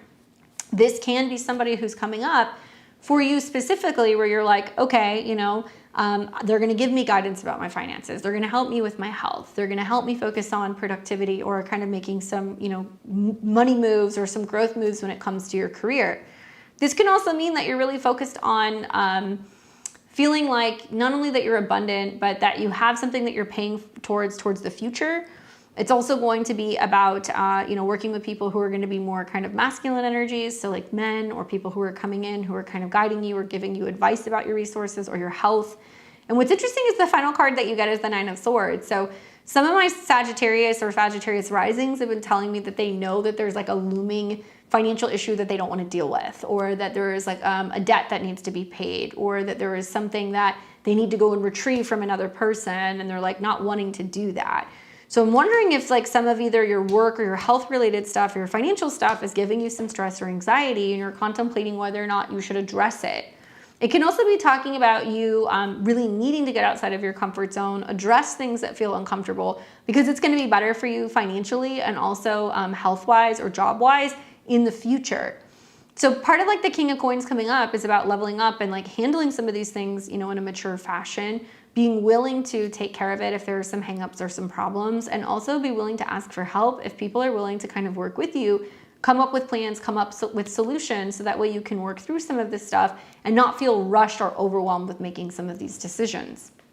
Now, the card that I got for you is the Nine of Coins, which is wonderful because you kind of go from being like, okay, how am I going to do this? I need some help. I really want to mature in this area. And then it talks about you being successful and being able to handle this independently.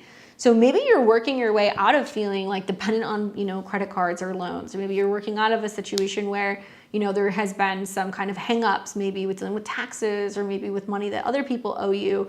If not, then this is talking more about your health, both physically and psychologically, and that you're having to get all of the stuff out that has been bothering you or it's been feeling blocked. So that way you can actually really feel healthy and that you're able to proceed forward and you don't have any blockages when it comes to feeling solid, to, being, I guess, independent or being kind of on your own.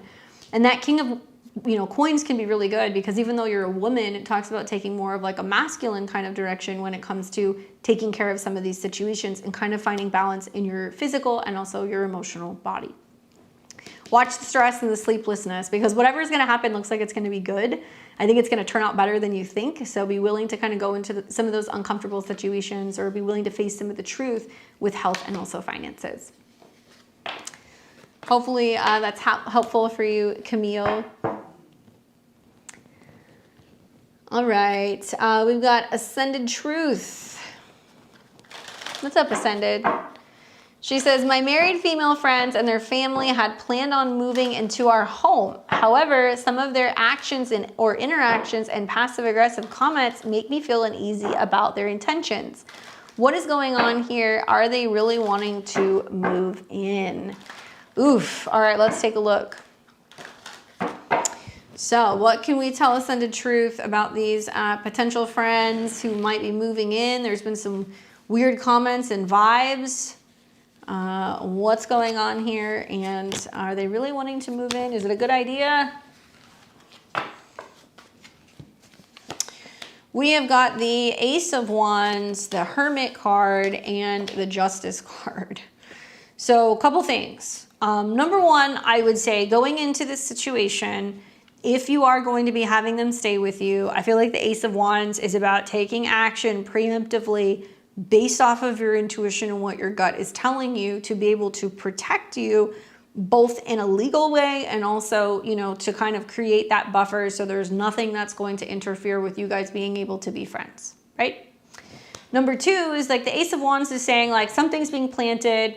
Yes, they want to move. Yes, they want a new beginning. It looks like they're really adamant about making some, you know, or kind of like having some sense of renewal.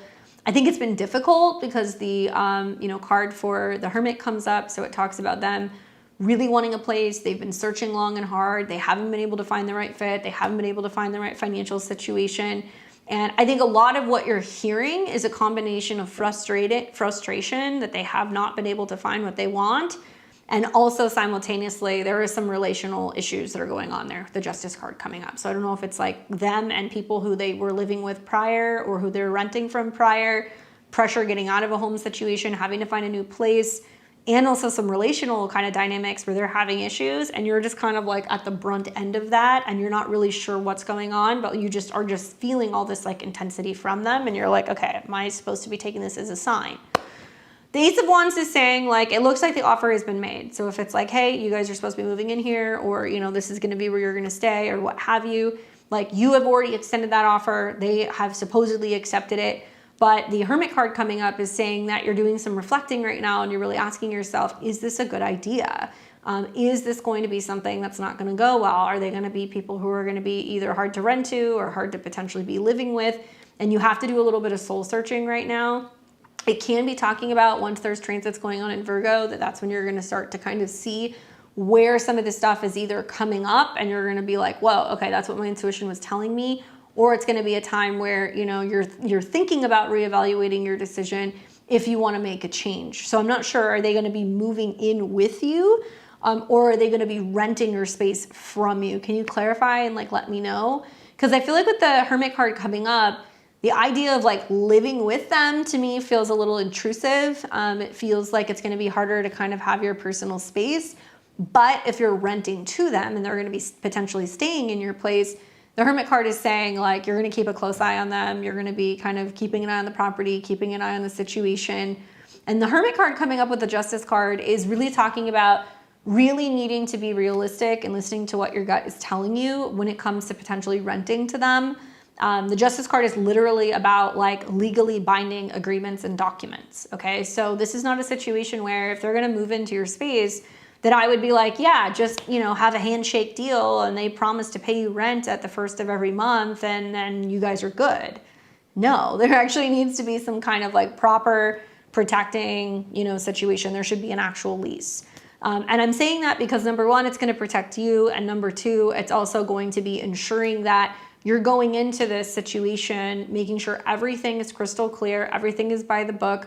So if they're going to get cold feet or if they're going to be kind of like, ooh, now we can't get out of it or, you know, we can't take advantage of the situation or we can't, you know, suddenly kind of change our mind, they're bound by something. And likely they will see that as you being serious before you even, you know, get the opportunity to have them sign or move in. That in itself, their reaction, their response to that can actually tell you a lot as to whether or not it's a good idea.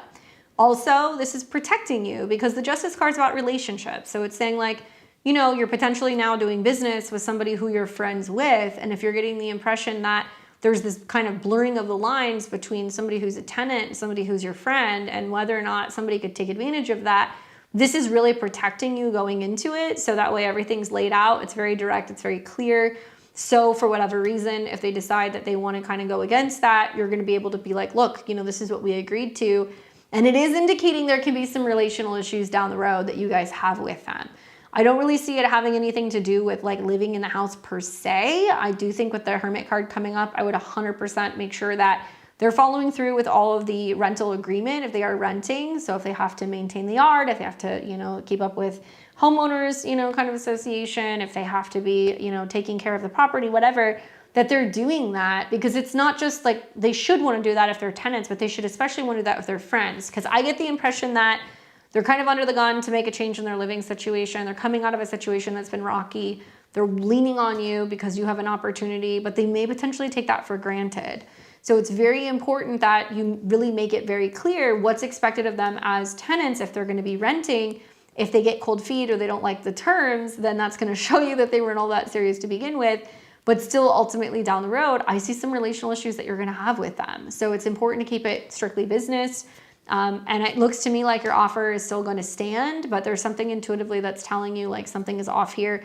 And really with the Justice card, it's saying just take the necessary steps to do it by the book and make sure that you're protected. That way, you know, if they're not following that and there's any relational kind of blowback from it, I would be like, you agreed to the terms. These were the terms. Like, I don't understand why we would have relational issues because this is something you agreed to. It's going to protect you all ways, shapes, and forms. And I know it seems probably like a little overkill, but I would do that because it looks like you could have a harder time actually either getting into your space and having some freedom with your space, or potentially even, you know, getting them to kind of abide by some of the rules that you lay out. So better safe than sorry.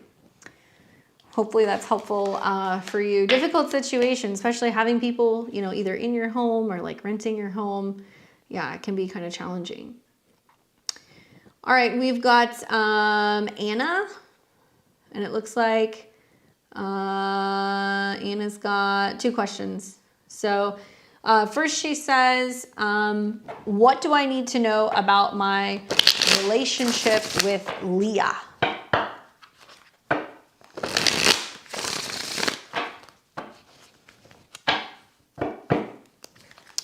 What do I need to know about my relationship with Leah? All right, well, what can you tell us about Anna and her relationship with Leah?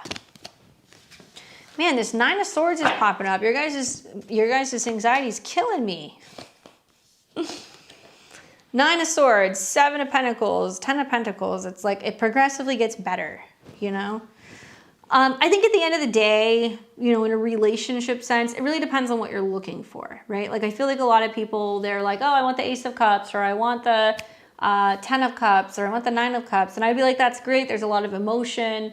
Emotion's not consistent. It's always changing. But the 10 of Pentacles is that card that's like legacy, long-term relationships, commitment, marriage, creating a empire together, being bound, and like having something that's going to go the distance. So like that being the end of the spread is saying that you can get to that point. It can take time. It's going to take a lot of patience. And like maybe to some extent you're looking at the relationship going, I feel like this is the person that I'm supposed to be with forever. I feel like I met that person, you know, I can see myself spending my life with them and like having this long-term commitment and having this kind of just beautiful life that we build. But right now being like, I'm starting to kind of doubt that, or I'm questioning whether or not that's actually going to eventually happen. And I say that because you have the 9 of Swords coming up. So this is a card that basically talks about stress, anxiety, sleepless nights, you know, worrying about something, a lot of ups and downs. There being a lot of feeling of stress because you're feeling like things are not going the way that you had anticipated that they would, or how you have envisioned. So that's what you're kind of coming from. So maybe there's been some things going on in your lives where you're seriously doubting the future and you're doubting whether or not it's ever going to actually be this like happily ever after. Now, the right now card that you get is the 7 of Coins, which for me, especially in a relationship sense, is always like, don't give up on that other person yet.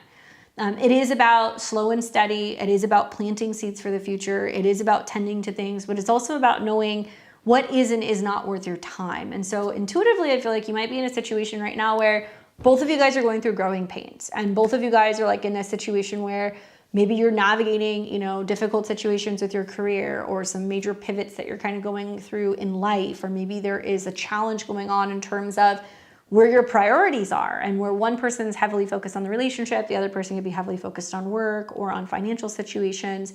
And there may be this feeling that you guys are not seeing eye to eye about your timing and your values.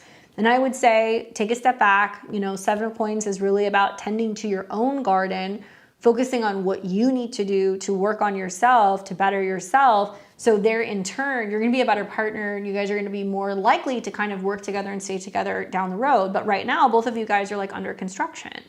So the 7 of Coins is basically saying, don't be so concerned with what's going on with her, be more concerned what's going on with you. Where are you right now? Where are you with your career? Where are you with your finances? Where are you with your job? what goals are you working towards? That's not relationship oriented, because in the end, both of you guys actually really want the same thing. You guys want to be able to have a strong kind of committed relationship, something that's going to be a little bit more traditional. Also, potentially a situation where you can have some long-term commitment, like marriage, living together, starting a business, having a home.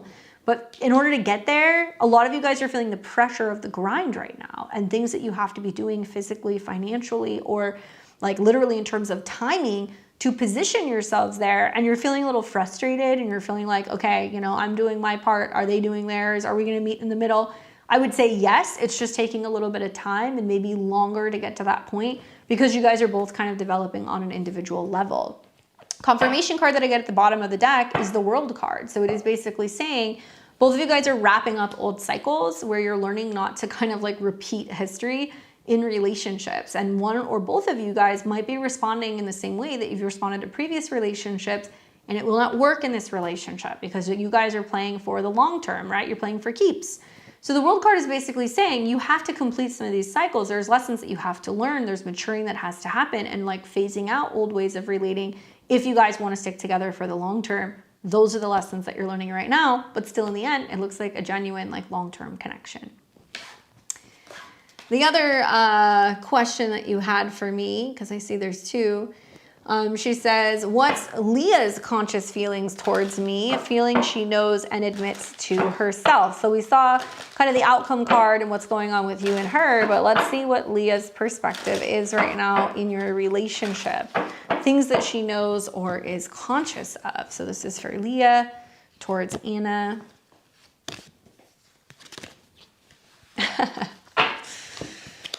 I get the Devil card, the Moon card, and the Knight of Coins. See, it's interesting because when the Devil card comes up with the Moon card, that can indicate this feeling of being bound to somebody and like not knowing how to proceed forward with them, but also simultaneously, you know, kind of like resisting or being reluctant to want to change old patterns. So kind of feeding off of what I said with the other reading, one or both of you guys have some kind of hang up or some kind of issue that you're working through that I think stems from either childhood, previous relationships, insecurity, navigating a relationship that might be a different dynamic than what you're used to in the past.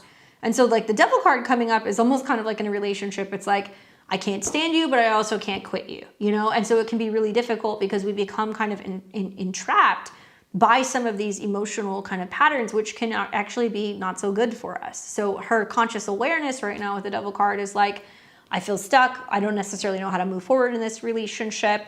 There's some issues going on here where I'm, you know, maybe having issues with commitment. You know, the Devil can be about kind of feeling like you're bound to someone, wrapping your head around the idea of being with one person forever, or also maybe feeling like the relationship has certain aspects of it that's kind of limiting, that's keeping her from being able to go and do other things. This is a Saturn energy. So she might feel like, well, is it keeping me from my goals? Is it keeping me from my friends? Is it keeping me from other experiences? And I definitely feel like that's a concern, right? Like if these are the cards coming up for my partner, I would be like, okay, do they think I'm too controlling? Like, do they think I'm a burden? Do they think I'm telling them what to do? And then you get the Moon card. So it tells me that she's very reflective on some of this. There is a sense of her kind of weighing it and kind of going, is this actually the situation, or is this just my mind playing tricks on me? Is this just my emotions getting riled up? Is it a situation where I'm telling myself that this person's expecting too much, they're demanding too much because I'm maybe avoidant, right? Or maybe not wanting to be emotionally vulnerable or available or put myself out there. And instead I push people away, right? And so I think that she's actually going back and forth on this right now. And she's kind of reflecting on the past. I think that the Moon card is tricky because it can also represent our instinctual nature. So she may have a tendency to be like, rather than just jumping to conclusions and blaming the other person, let me take a little bit of time and reflect and ask myself, like, do I play a role in this? And like, is this somehow kind of connected to my emotional conditioning, which is creating this dynamic? Now, the Moon card is also about things waxing and waning. So you can go through cycles where she's like all in, and then there's other periods where you feel like she's kind of distant. And then the Knight of Pentacles coming up as the final card is saying she will proceed forward in the relationship. She is committed in that sense. She's dragging her feet. She's taking her time. She can be a little timid, or she can be a little kind of cautious before, you know, riding into a certain commitment. Usually this is a card that's associated with the earth signs like Virgo, Taurus, and also Capricorn. This can also represent her being like, no, I'm willing to do the work. I'm not just going to run away when the relationship gets hard.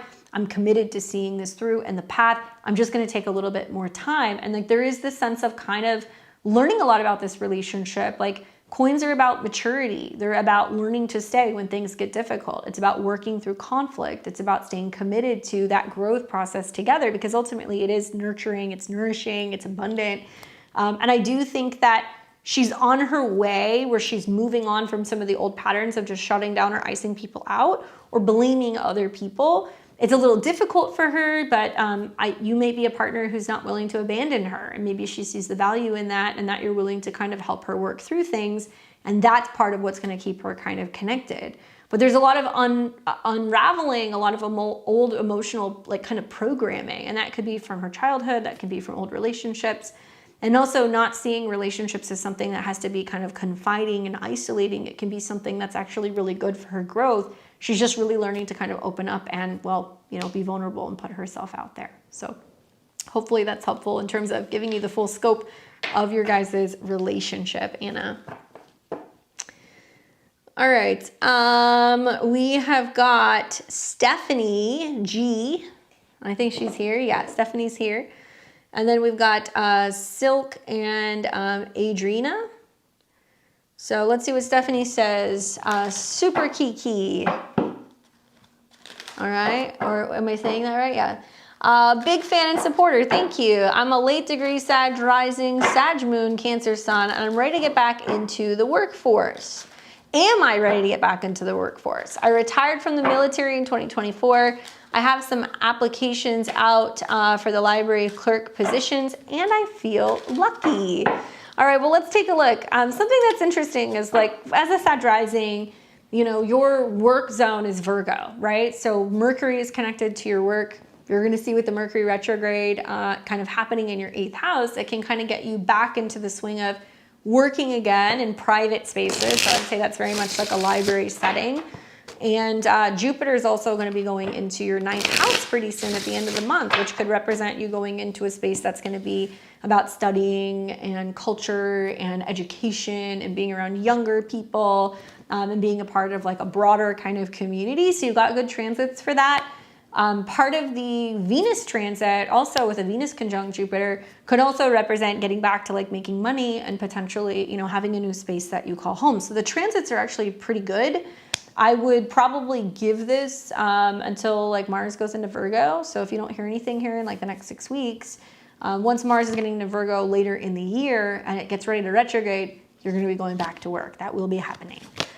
So if you're retired, that's good, because usually a Mars retrograde in the 10th house is if you're a reserve, you're going back into the service. Anyway, we have got the Wheel of Fortune. We have got the Two of Cups. We have got the Ten of Coins. Amazing cards. Wheel of Fortune is basically saying the time is now. Okay, so this is about the tide turning, some kind of positive situation coming your way. This is a card that's associated with Jupiter, so it's literally playing off of your Jupiter transits. Watch on Tuesday when when Venus and Jupiter meet. That can be some kind of job offer. Also, I would be saying watch as we're getting closer to the full moon that's going to be happening in Aquarius. So that'll be at the end of July, and that's going to be the full moon that's going to be connected to anything revolving around you're doing work in your community, things that's connected to learning.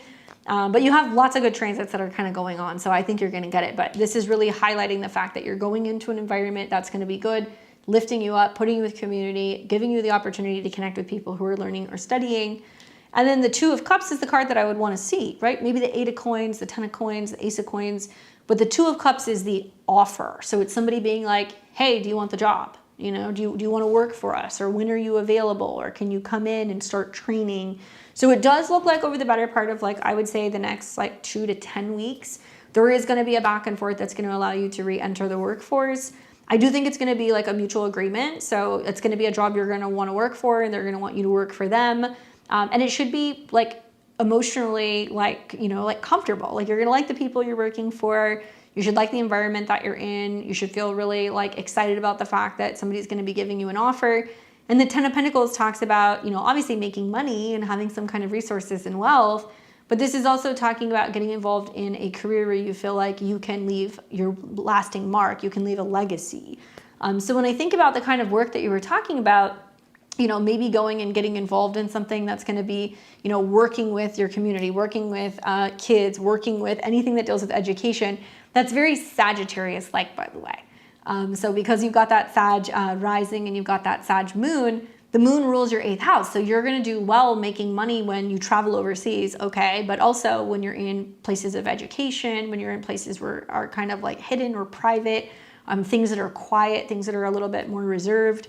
And like, I think the 10 of Pentacles is basically saying you might be actually finding your way into a long-lasting position that's not only going to be like, you know, paying you some money, but something that you're going to feel like, hey, I can make a positive, you know, difference. I can make a change. I can get into a job that I feel like I can kind of guide and inspire other people. And we know that's really what Sag placements really want to do. So Jupiter hitting your sun too, I think is like wonderful for that. And if you're not hearing it from this location, going and looking at getting jobs in places that are, you know, educationally related. So working at schools, you know, potentially working where you're doing some training or some teaching, anything that's connected to universities or places where people study, those are the best places for you to be getting employed. And it looks like you're going to find something that's long lasting. So very excited to see this spread. This is probably could not have gone better than anything else, honestly. That's what I would want to see on my desk if I was asking questions about getting hired somewhere. Permanently retired from the military, trying to shift away from my service work. Good. That's part of what you're doing with this South Node in your 10th house, by the way. You're realizing you can do something that's closer to home, a little bit more kind of meaningful. And with Saturn being in your 5th house, it's going to be about being around younger people. So I love that for you.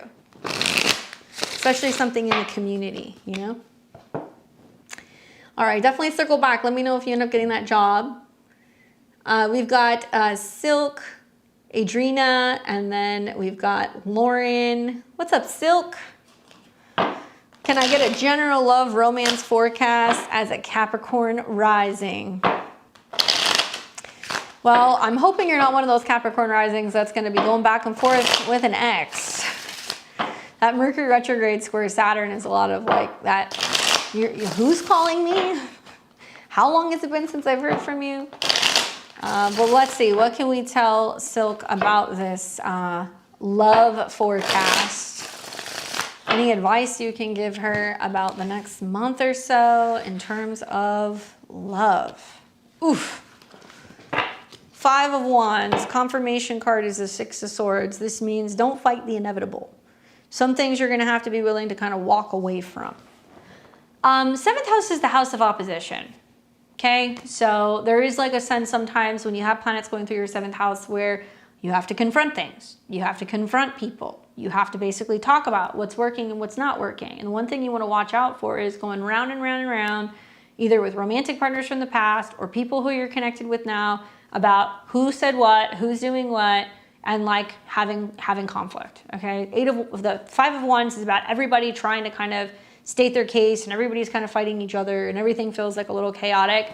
And you'll see with like the Mercury retrograde, there potentially can be challenges where it's more communication issues with other people. You know, maybe they called the wrong person. Maybe they are getting, you know, angry and taking it out on you. Maybe there's a situation going on where, you know, they're not sure how to approach you and kind of talk to you and they're kind of going back and forth and they're struggling with that. Like, just be mindful that there is going to be conflict other people are having. And if I were going into kind of dating, I would basically be like, look, you're going through shit. Don't bring me involved, get me involved in it, right? And it would be more things like, you know, you're dating somebody and then they have a bunch of personal issues. They're canceling dates. And then they're just like, well, I'm just going through something. And they don't give you like, you know, reason as to why they're not necessarily partnering with you in a decent way. Good news is that you got Venus and Jupiter meeting first. So it's going to give you the opportunity for there to be like this cosmic clearing in your relationship department. Sometimes it gets triggered through a dream. Sometimes it gets triggered through your intuition. And I think the Mercury retrograde is going to be kind of bringing people back that are either going to be like, look, you know, I've been reluctant to want to talk to you and I'm sorry I was going through something. Understandably, if there's people who are coming back and they want to apologize and they want to talk about what they were dealing with, which kind of kept them from committing to you, great. Get clarity, close that door, move on. Because a lot of what's coming up with the confirmation card of the 6 of Swords is basically saying you're moving away from situations where you're dating people who have problems, people who are complicated, people who are not ready for relationship, people who are not ready to communicate. You're clearing that out. And the retrograde can actually be good for getting closure and then bringing somebody new in. To really see what's going on with your relationships, you actually have to really look at your moon. So depending on what sign it's in, what transits are happening to your moon, that's going to give you a little bit more clarity as to whether or not this is going to be an easy transit or a not so easy transit. Just having Jupiter there and a Venus-Jupiter conjunction doesn't necessarily equate to there being good things. In fact, I think a lot of Capricorn risings are clearing out the past through this cycle, both through the Venus-Jupiter conjunction and then the retrograde.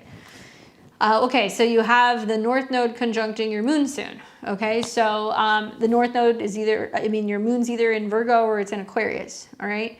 So that basically means that if your moon is in Aquarius, then that's, what am I saying? The North Node's going into Aquarius. So is it in, is your moon in Aquarius or is it in Pisces? Which one is it in? If it's in Pisces, then with the moon conjunction, watch for the eclipse that's going to happen. Probably, I think it's going to be the beginning of August. That's going to be more relationship time. Oh, Aquarius. Okay. So yeah, when the eclipse is coming in Aquarius, if you're a Capricorn rising and if you've got your moon in your second house whole sign, that means that partners will come to your home. They may also be more willing to commit to you when you're stable. So your living situation is stable, your financial situation is stable. And also they will come to you after they've gone through a huge emotional, psychological change, or maybe they've gone to therapy or they've realized something. But I think this cycle, just with what the cards are saying, is that you're not wanting to hear excuses anymore. You're not wanting to not see progress because other people are playing games. And you're really using this period as an opportunity to kind of clear out the past, really be able to hit restart when it comes to meeting people. And I think things are actually going to improve in about 6 weeks. But definitely with the North Node hitting your moon, that's a once in an 18.5-year period, right? You don't see that transit very often. So between the North Node hitting that and eclipses hitting that, you're going to meet somebody who's definitely going to be different than what you're used to dating, but they should choose you. They should value you. They should go, I want you, because the second house is about possession. So they're going to kind of claim you. Clear out the past, do all kinds of banishing rituals, like clearing out, detoxing, old relationship stuff. And if people come back, close that door. So that way the channels are going to be clear for relationships and things are going to shift around six weeks from now. Hopefully that's helpful. I wish I had better news, but I think this is more the reading that you needed to hear. All right, we have got Adrina. Hey Candace, curious to see what's coming through in my romantic life. I went through a major separation a year ago and I feel like I'm ready to explore dating again. I'm a Cancer sun, Pisces moon, Leo rising. Well, I would say with the North Node moving into your 7th house here in about a month's time, yes, it's going to be a 2-year period of new relationship dynamics coming in.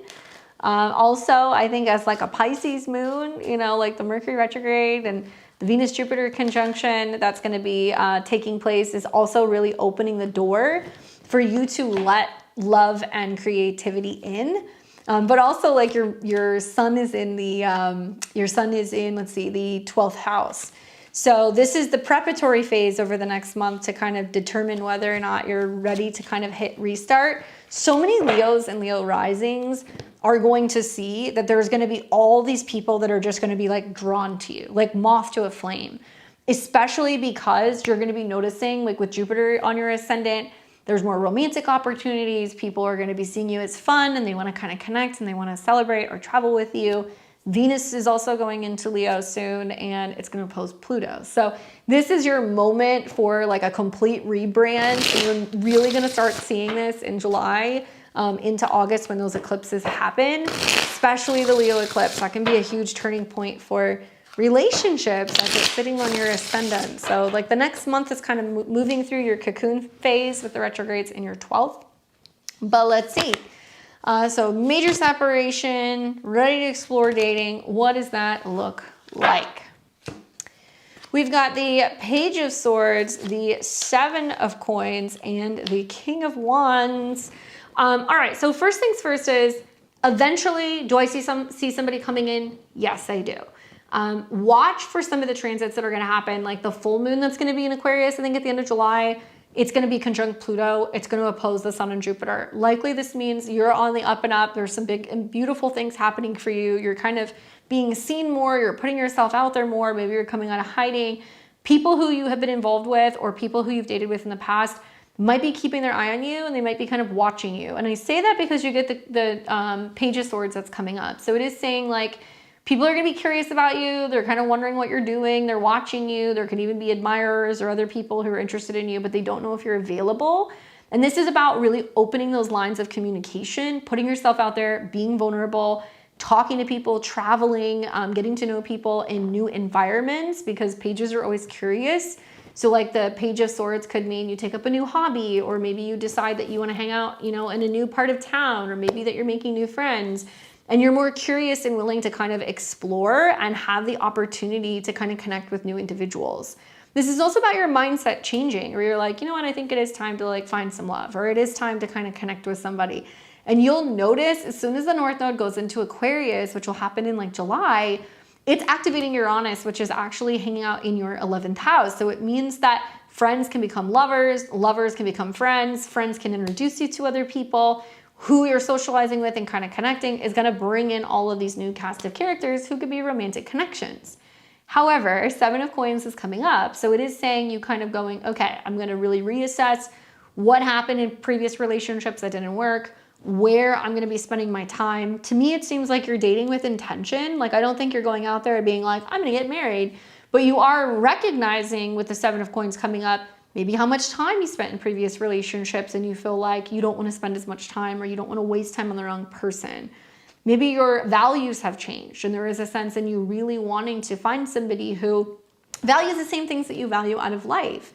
Be that, you know, if travel's important, if career's important, if your faith or your kind of religious or spiritual beliefs are important, whatever it is, you're looking for somebody who's looking to grow with you and someone who's going to enrich your life.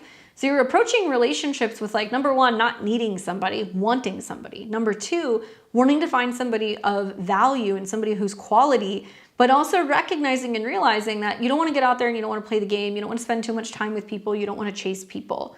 Good news is that you've got the King of Wands coming up. So on one hand, this can be about you channeling that more kind of masculine energy of Leo.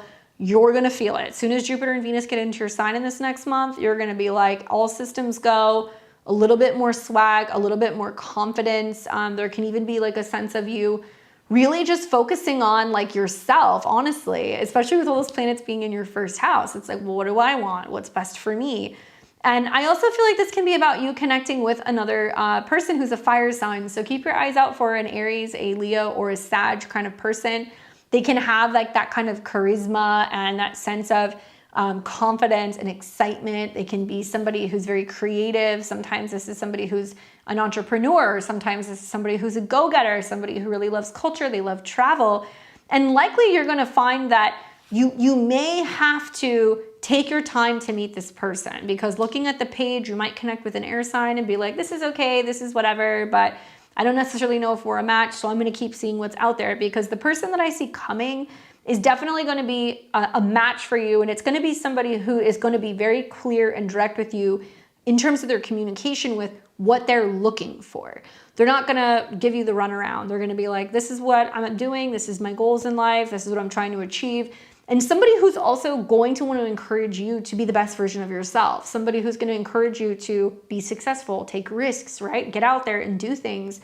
And I feel like this energy is very complementary for you.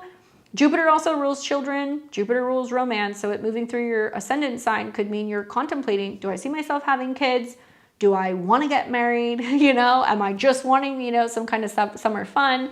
You can have all of those things, but I think this is going to be somebody who's going to ask you the hard questions and basically be like, look, this is what I bring to the table. This is what I want. This is what I'm aspiring in a relationship. How do you feel about that? And he'll be very direct. So it takes time. It's worth it to take your time to find this person. I could definitely see like relationship stuff really hitting a peak, especially for like a lot of my Leo risings as we're getting into November and December. So this is saying it could take about 7 months. And if you meet somebody who's an air sign earlier that's just not checking all your boxes, be patient, stay with it, wait for your King of Wands to show up, because he's definitely going to be worth the wait. Hopefully that's helpful for you. All right, let's see. Who else do we have? So that was for, let's see, Andrina? Was that you, Andy? Natal Mercury in Cancer, 12th house, very vivid dreams, nervous feeling something or someone coming into my life soon. I've had a very persistent individual ask me out. So I wonder if that's Mr. King of Wands. Although I think it's going to take time for that person to kind of pop into your life. I think like the Page of Swords is somebody who you might be interacting with for a little bit.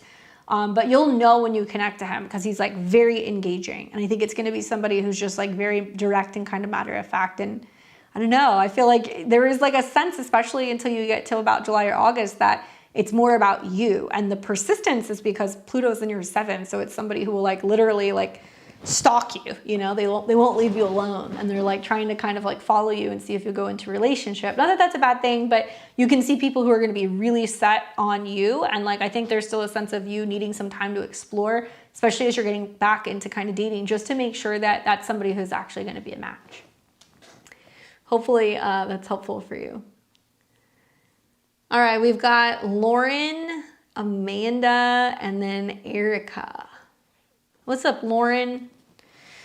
Love your work, Candace. I'm an intuitive astrologer as well. Cool. I've been feeling into a former lover that I'm still in contact with. He's got a lot going on. Can you pull cards for him and us? He is a Virgo sun, Libra rising, Cap moon. Oh boy. That's a challenging chart. 12th house sun, Capricorn moon, 4th. Soulful and earthy. Let's take a look. You know, you say he's in a complicated situation. He's going through a lot. You have to understand Saturn and Neptune are in his 7th house. So that can be a sense of being like, is the grass greener? Right? And like Saturn is not just about a more kind of mature person who he's taking up with. Saturn can be about the past. So with Saturn and Neptune in the 7th, they can be idealizing the past. So you got to be really careful, especially as you know, those squares are going to be coming into some kind of aspect with his moon. So it's going to be impacting his future. But with that being said, let's take a look. I'd be afraid, you know, with like a Virgo sun, thinking about the Mars retrograde in Virgo later in the year. I'd be thinking a lot about, are they going to go back and forth with relationships because they haven't healed? You know, that kind of stuff. There's that Page of Swords again. So we got Page of Swords again. We've got the Sun card and we've got the Four of Wands. Not bad cards. I think that the Page of Swords is about your willingness to communicate with him and kind of talk to him about where he's at. And like, truth be told, on one hand, this is about keeping the lines of communication open. It's about kind of being there for him, checking in on him, you know, and it can be just casual kind of texting, talking on the phone, not a lot of like togetherness, and feeling like, okay, I'm going to kind of get a feeling for where he's at and whether or not he's, you know, on the same page as me.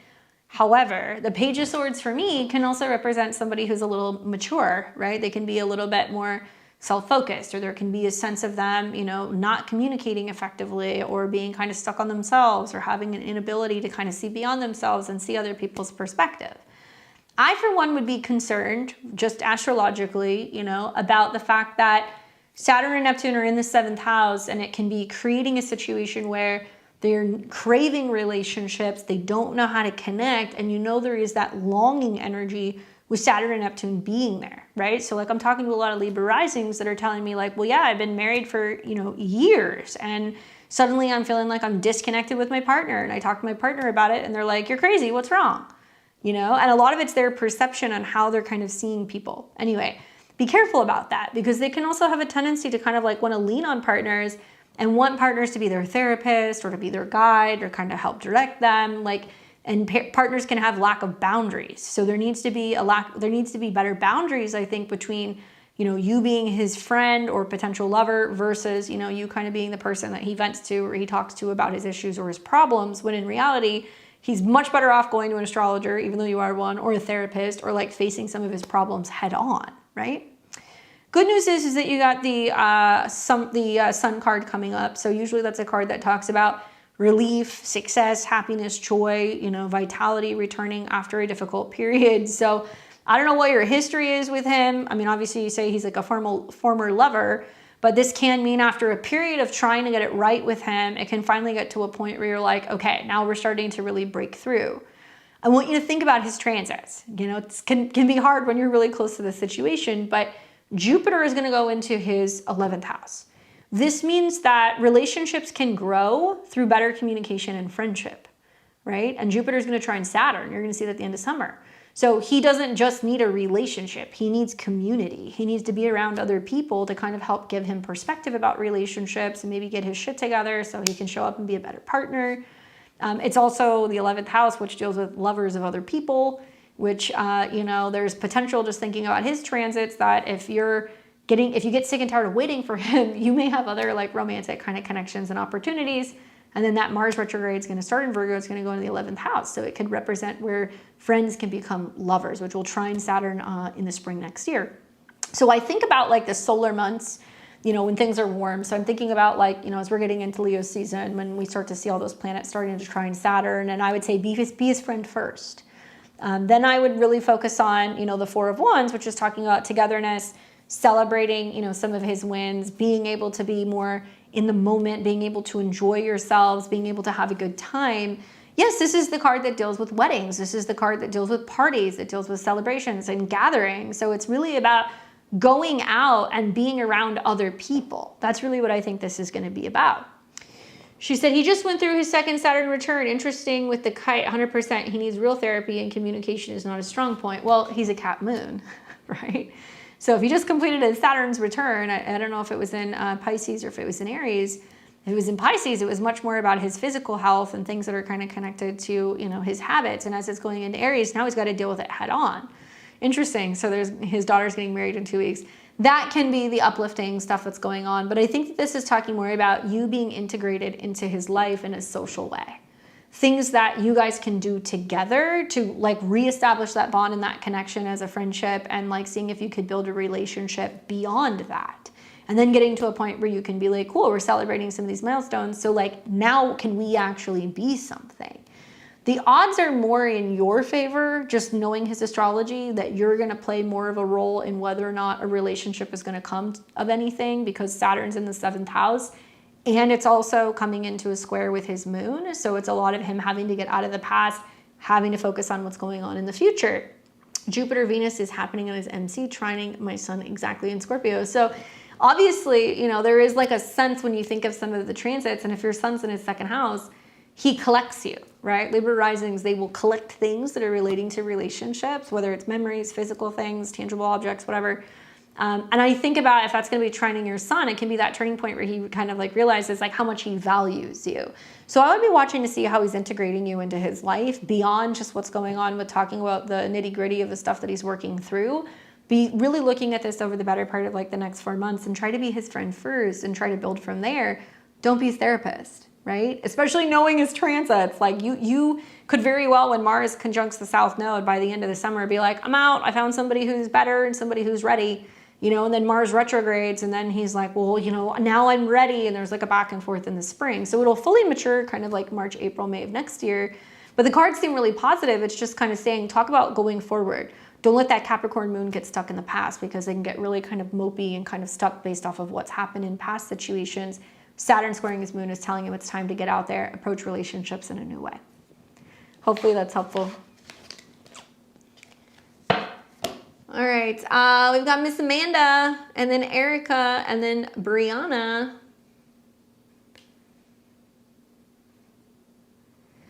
All right, so let's take a look here. So Amanda, am I the right one? Yeah. Amanda, hey girl, on the 29-degree Virgo rising, Cap sun. Let's take a look. Can you pull 3 cards and let me know what you see for me over the next few months? My ex, the Cancer, Sun, Sag rising, coming back over the Mercury retrograde, or will I meet someone new romantically? What do I need to know? You're welcome. All right, well, let's take a look. What can we tell Amanda about potential relationship stuff over the next couple months? Man, that Mercury retrograde, Mercury does rule your chart, just barely, but most of it's going to be happening in your 10th house. But still, Virgo rising, it's like, is there a change happening with the lovers of other people, right? Because it's retrograding in Cancer. And is there going to be some change going on with relationships? Maybe. Let's take a look. 1, 2, 3. All right, so in this order, it was right here. So we had the 5 of Swords, the King of Cups, the Ace of Coins. Hey. So here's something that I think about. The 5 of Swords is talking about like this back and forth where you're kind of at odds with yourself, or there is a sense of like wanting to fight for something that's not fighting for you. And like that's the card that's in the past, right? So it's basically saying, rather than feeling like you're holding on to the past, you're thinking about the past, you're fighting for the past, that's something that you're moving away from. Now, obviously I know he's a Cancer, all right? So the King of Cups is kind of coming up. So it is talking about, yes, things might be changing. Things might be changing for him. Things might be changing about how you're approaching relationships. I do feel like with that card coming up, like if he were to come back, I really feel like you'd give him a piece of your mind. Like there would be a sense of you being like, obviously you've been wanting and hoping and wishing for him to return. But if he does, like, I don't think it would be very friendly. I think there would be a sense of you kind of being like, hey, here's the deal. Like, this is what's going on. Like, there's a problem here. And like, I don't know who you think you are, like kind of coming back to me. But like, like what is it that you want to talk about? Like, it would be confrontational. It wouldn't necessarily be positive. But with that being said, we have the King of Cups coming up. So you're moving away from conflict, feeling like, there is not a sense of seeing eye to eye, or not communicating well, or not being able to kind of work well together, to boom, King of Cups. So this could be a Cancer, Scorpio, or Pisces. I don't necessarily think it's him because he would be coming up in the past position, not the current position. This can be a new person that you're connecting with and kind of meeting. And like usually they'll show up around their birthday. So like June into July is Cancer season. So keep an eye on if you're meeting like a Cancer, or somebody who's like a Gemini, Cancer cusp, or a Leo Cancer cusp, that's possible. And the Ace of Coins. So the King of Cups is somebody who is emotionally mature, available, they're receptive, they wear their heart on their sleeve, they're very warm, and they're very generous, and they're emotionally like mature. I think that's the thing I love the most about the King of Cups. Romantic is something else that kind of comes up for this placement.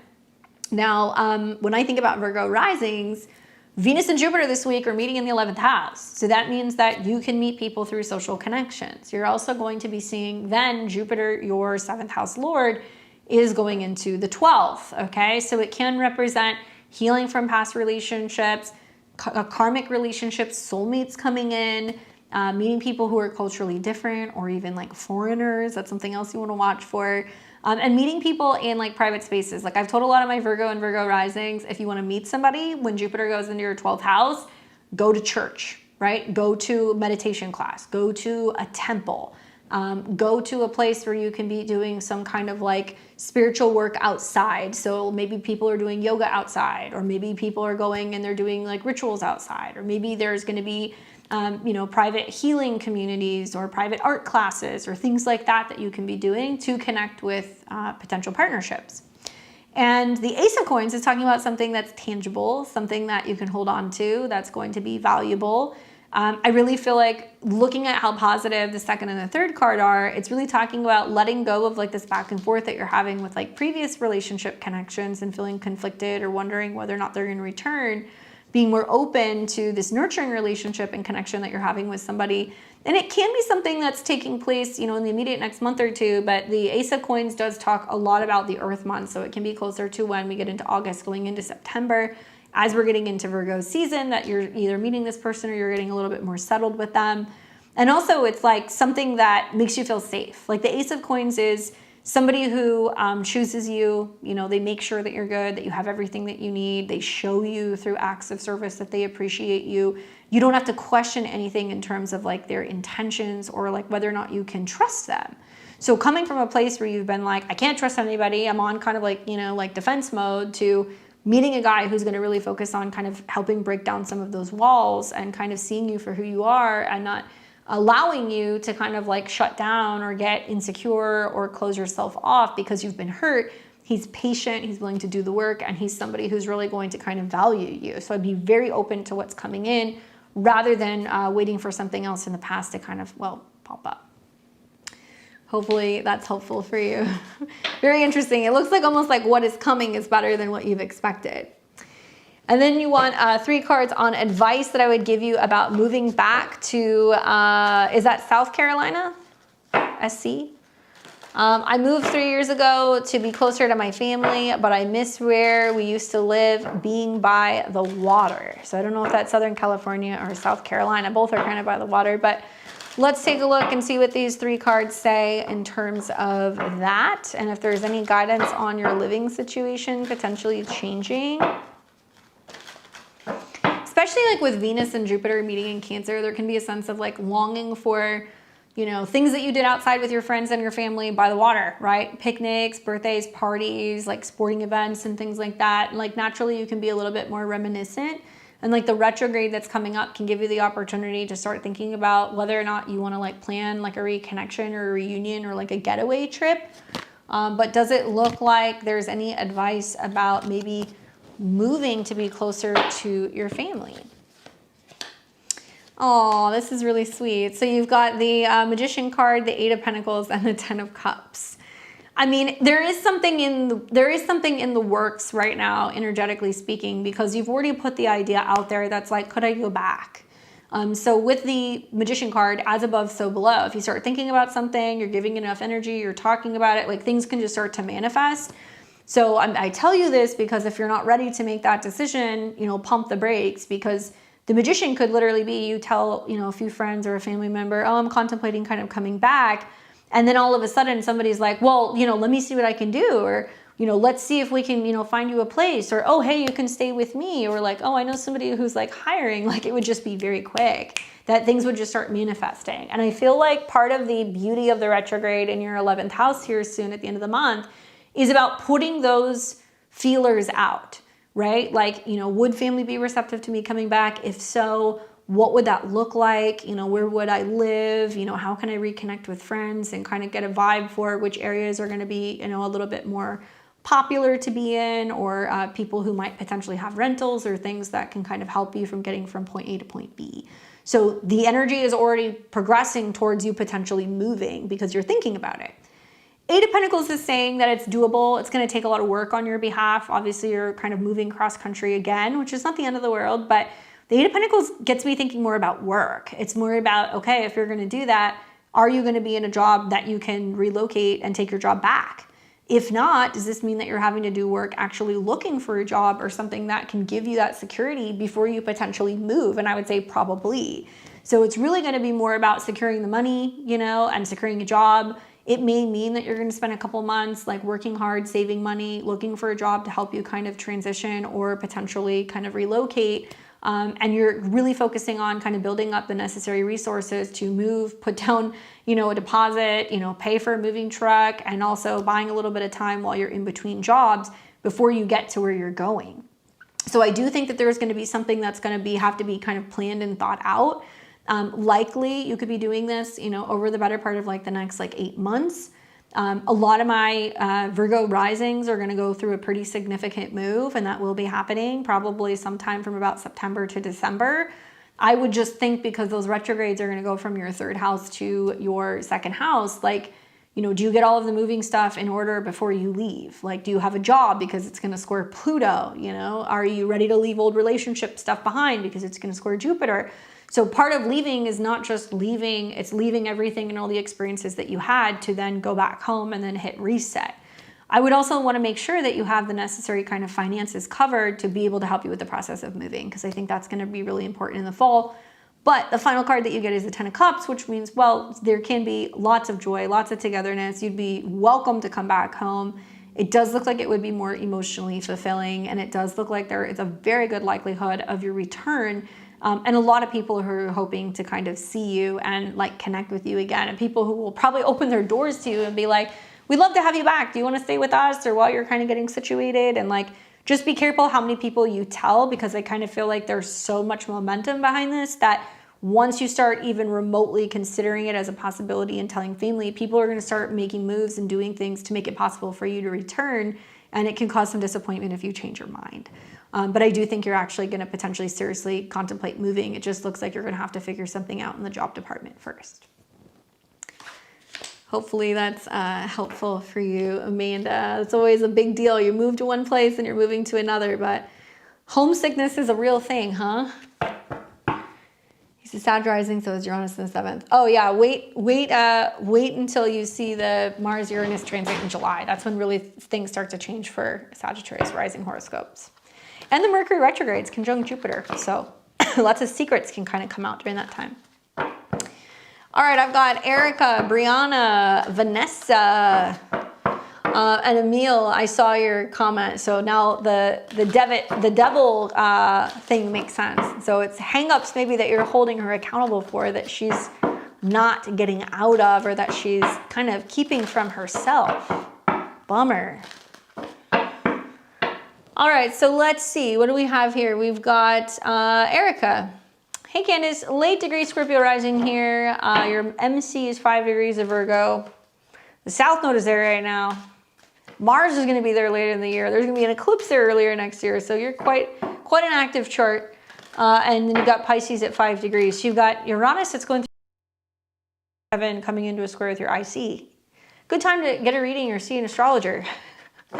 Okay, so I interviewed for 2 online school counseling positions at my school, hoping to pivot from teaching. One is guidance counselor, the other is freshman counselor. Which one feels like a good fit if it's offered? Perfect timing, because even though you're a Scorpio rising, and you're going to hear as a Scorpio rising, like, oh, eclipses in your 10th house, and you're going to be, having a career change, or maybe you're going back to something that you used to do. Really, you're more like a Sag rising horoscope, okay? So Jupiter's going into your 9th, so it's going to be working for institutions that deal with education, being a counselor, a guide, a guru of some sort, and that's going to trine Saturn, working with younger individuals, right? Usually what I see, because Saturn's in the 5th house, is that that's going to be dealing with kids who are in high school. I'm not going to tell you you have to do that. So let's see. So one is just a guidance counselor and the other is a freshman counselor. So you're saying for just overall for high school or just for freshmen? So you're talking about freshmen in college.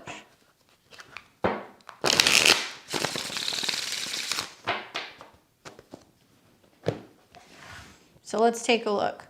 So this one's going to be just the counselor. This one's going to be just the freshman. And this one's going to be the outcome. Freshman in high school. Okay. I feel like with Jupiter going into that area of your chart, trining Saturn, I really feel like it would be better to work with freshmen. So this one is going to be working with the freshmen. This one's going to be the guidance counselor in general. You could have your pick of either one. I think there's more longevity working with the guidance counselors for the freshmen because you're constantly working with younger people who are coming in and you're helping to kind of instruct them and talk to them about their long-term goals, helping them take classes, start, kind of like learning about what they want to do when they grow up. I also feel like this is going to be a position that it's going to have more longevity, right? Because you're constantly seeing new people who are coming in. And so you have this constant turnover of kids versus guidance counselors who are going to see the same kids for like 4 years. Not that there's anything wrong with that, but I feel like for you, you need that excitement and you need that change and you need people who are younger because you really want to kind of focus on helping mold them in the future. With that being said, you get the Queen of Wands for working as just a guidance counselor. So like, creative, fun, somebody who's going to be very passionate about what you're doing. It's going to give you a little bit more of a creative freedom. And I definitely feel like that's an avenue, but I would be going towards the freshman. And then the outcome card that I get is the 8 of Wands. See, here's the thing, right? I feel like even though you're working or trying to work your way out of teaching and like you're going to be doing this guidance counselor work, something about working as just the general counselor to me doesn't feel all that different than being a teacher. Because you're going to be on kids' asses about making sure they're taking their classes, making sure they're following through with assignments. You're still going to be dealing with them in terms of reprimanding them or going over things with them versus being like the freshman, kind of counselor that's like, hey, let me welcome you here. Let me get you introduced. Let's get you acclimated. Let's get you situated. And then you just kind of pass them off to the other counselors once those kids are kind of like comfortable and they're getting kind of like used to, being in high school. And like, you don't have to look after them anymore. And I say that because the 10 of Wands comes up. So that means that you're just kind of like, I like to work with them and then release any responsibility for them. And I'm ready to move on to like the next batch of kids that are coming in. You don't want to feel like you have to be mother hen hovering over them and ensuring that they're doing everything that they're supposed to do. You're wanting to relieve yourself of that burden. It's kind of the feeling that I'm getting. And she says, that's exactly what I was feeling too. A freshman counselor feels much more my vibe with a Cancer moon. So that's also great because I feel like with your moon being connected to your whole sign ninth, it's probably in your eighth. It's more about nurturing and getting them ready because Cancer is about like kind of things gestating before things really kind of blossom. And we know that freshman year is just more about kind of getting accommodated and like kind of acclimated and getting comfortable rather than, you know, the importance of maybe as we're getting into like, you know, junior or senior year, where we have to kind of figure out where we're going and what we want to be when we grow up. So I would lean more in the direction of doing that. And I think it's going to have a lot less responsibility and a lot more kind of following the flow of intuitively and creatively what it is that you want to do. So hopefully that's helpful for you. You'd be great in any position, but I would definitely encourage you to go for working with the newbies. Good luck. I hope that's helpful. We've got Miss Littles. What's up, Brianna? She said, hi, I cut off my situationships beginning of the year, curious about my future of my personal love life, when someone will come, and what to be looking forward to. Thank you so much. You're Libra rising, right? Well, thanks, Erica. Let me know what happens. Come back, leave me a comment. All right, Miss Brianna. Yes, ma'am. Part of the lesson with the single Libra risings, I think Saturn and Neptune is being like, I'm cutting off people if I don't know where this is going. Saturn is the boundary. Neptune can be kind of confusion or where things are kind of like not defined. And like there is this sense of not feeling connected to people when you go through that transit, whether you're single or you're partnered. So love stuff turns around, especially in this next week when you see Venus going into Leo. When Venus goes into Leo, it's in your 11th house. So there's more social opportunities. There's more opportunities to kind of meet people, to connect, and Venus will trine Saturn. So let's see what the cards can tell you about what to look forward to or expect in relationship land. And unfortunately, it's giving me a lot of the same advice. We got the 10 of Swords and the Wheel of Fortune. I almost wonder, with the 10 of Swords coming up, you cut all those people off. Was that it? Was it like crickets? There was like nothing? Like there was no back and forth communication? You dropped them and that's all that there is? Also glad to finally share that custody court went well too and work is great. Wonderful. I'm so glad to hear that because I know you were really, completely immersed in that for like the last couple of months. So I'm glad to hear that. Dropped them. All right. Here's the thing. I think you're going to get tested. I think with the 10 of Swords, it's like the universe's way of being like, are you actually really done? It's possible, especially as we get into the summer when Saturn retrogrades, you can see people who can return and try to come back. 10 of Swords is about leaving the past in the past. And I know you've dropped them, you're no contact, great, please stay that way. This can mean that you're also kind of reflecting on, okay, like what is it that I was seeking in relationships? Maybe to some extent you had the situationships because you felt like that was all you could give, right? Or maybe that was all you could get. 10 of Swords is about kind of acknowledging like the more uncomfortable side of the situation that's like, okay, I said it was a situationship or it was non-committal or like whatever, but like there was still somebody who got hurt. There was still somebody whose feelings were hurt. They were disappointed. There wasn't a sense of really having a lot of fulfillment. Maybe there was a sense of feeling like taken for granted or just flat out disappointment that things did not eventually kind of turn into a long-lasting relationship. And so in a way, the 10 of Swords is saying it's good that you cut them off. I do think that you're going to get tested to see if people come back, if you're going to let them in. But it's also about you really looking at that situation going, what went wrong? And was I not valuing myself enough to, ask for a commitment?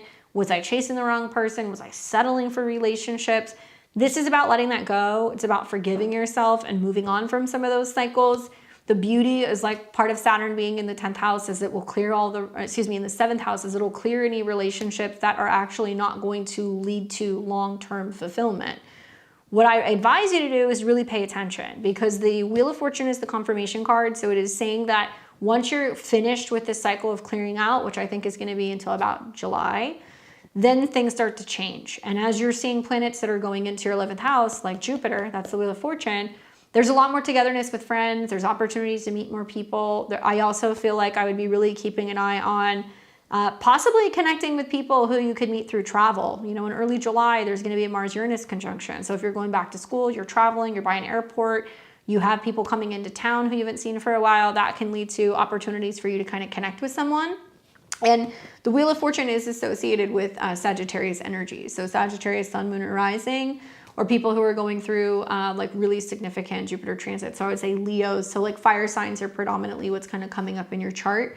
You also want to watch Mars, okay? So like Mars right now, because it rules your relationships, it's going through Taurus and it's sextiling Jupiter. So it means you're more positive and optimistic about your career. Career's going good. Now you want to focus on changing your relationships, and you need people who are also simultaneously working on themselves and also showing up in like a very real way to support you relationship wise. I have this feeling though that things are really going to start to turn as we're getting closer to the end of July going into August. And then also by the end of the year, a lot of Libra risings are going to see with some of the retrogrades that are going to happen in the second house that they're gaining more confidence in themselves, and that's reflecting in their relationships just in general. But first week of July, you also want to watch for kind of mid to later September. That's when things heat up in relationship land. And then eventually there is like a lot more stabilization of relationships by about March or April of next year when Saturn is trining Jupiter and Mars is direct. But don't let the past back in. Figure out what went wrong and what patterns you don't want to kind of complete. And then the Wheel of Fortune is saying it's going to proceed forward and give you the next relationship connection. Hopefully that's helpful for you. Let's see. And then we got Vanessa came back again. What's up, girl? Follow up. This is mine and my daughter. Is this mine and my daughter's fate? I have no fight left in me. I love her, but she has depleted me. What would happen if I did nothing and didn't ask her to come back home? She's already threatened me with emancipation and never looking back on the relationship.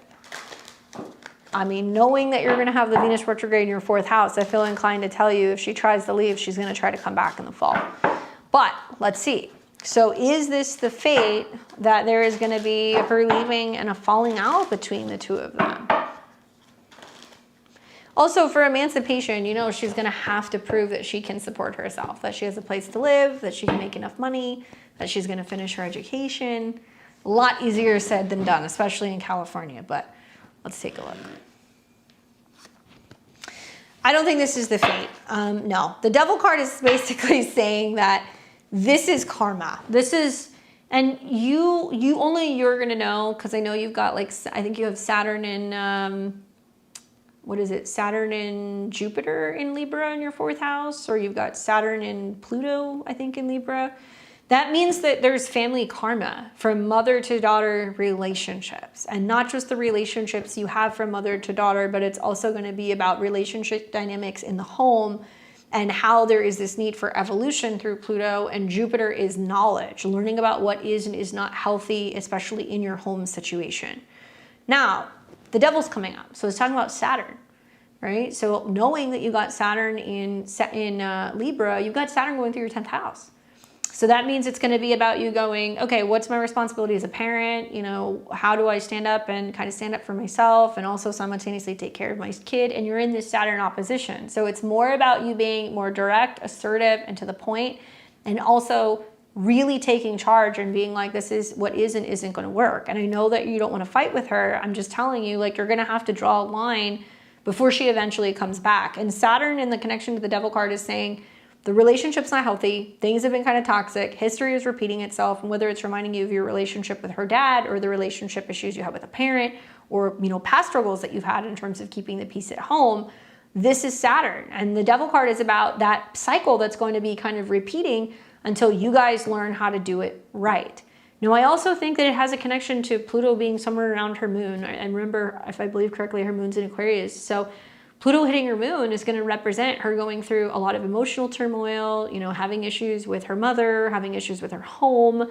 Jupiter's coming into the opposition with that. So she's going to see it being about her relationships or her partnerships or maybe a therapist. Like, I don't think she's going to get the freedom the way that she thinks she is. Like, I don't think it's going to be that easy because the Devil card is saying like it's bound and that person is not actually going to be able to leave. Obviously, she's 17 and a half. So she's like 6 months away from being an adult. But this is also telling me with the Devil card coming up that you're like, I don't want to force her to do things. I don't want to force her to live here. I don't want to force her to, you know, have a relationship with me. I want things to happen naturally. And really the key here is to kind of realize that there is a middle ground. It's not about being like, you have to be this parent that's dominating, controlling, or just basically being like, I don't care, don't come back. I really think the answer here is like, you have to let her be for right now. Because the Devil card is trying to caution you against making any demands. And it's also reminding you that if you give her a little bit of space, she is going to realize that she does not have anywhere else to go. She's going to have to come home. Eventually she will. At that point in time, I would probably recommend, so you don't feel like you're, requiring her to be there, or she doesn't feel kind of bound by you, that you guys work with another person, because that's the only way that you guys are going to be able to alleviate some of these issues.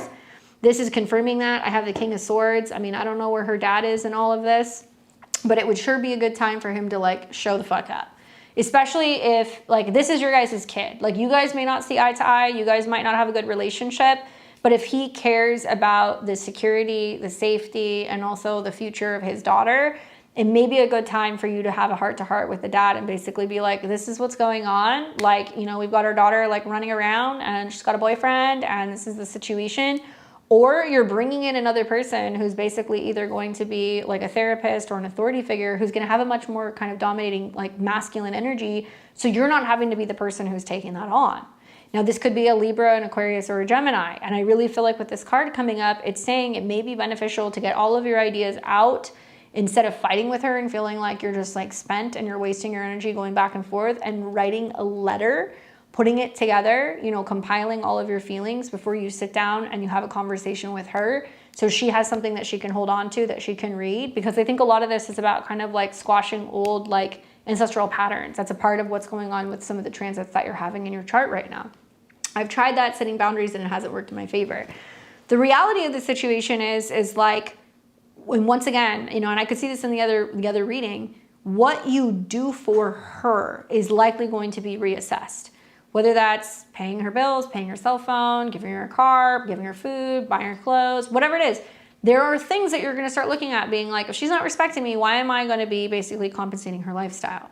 And if she really thinks that she's going to be able to kind of make it on her own, I'm going to tell you, she's going to have a harsh awakening. She's going to realize that it's not going to be easy as she thinks, because the Devil card is saying she's going to have to come back. But we don't want her coming back with resentment. We want her coming back and having this realization that's like, yeah, it is a lot easier at mom's house. And I think that it would be really helpful to have a third party, especially somebody who's like a more masculine energy, to sit down with her and basically be like, these are the options. You're going to do this or you're going to do that. And it's not necessarily directly coming from you. So maybe you can work with like a counselor. Maybe you can work with, talk to like a guidance counselor or somebody at her school, sit down and talk with like a school therapist. These are resources that I would be looking at. Somebody who's already got some kind of disciplinary kind of energy to ensure that you have some backup and you're not potentially going into this alone, because you're having to be both mom and dad. And this reading is basically saying you're needing a masculine energy because she's not respecting you and she's not giving you the necessary respect and also kind of feedback that you need in order to actually rectify the situation.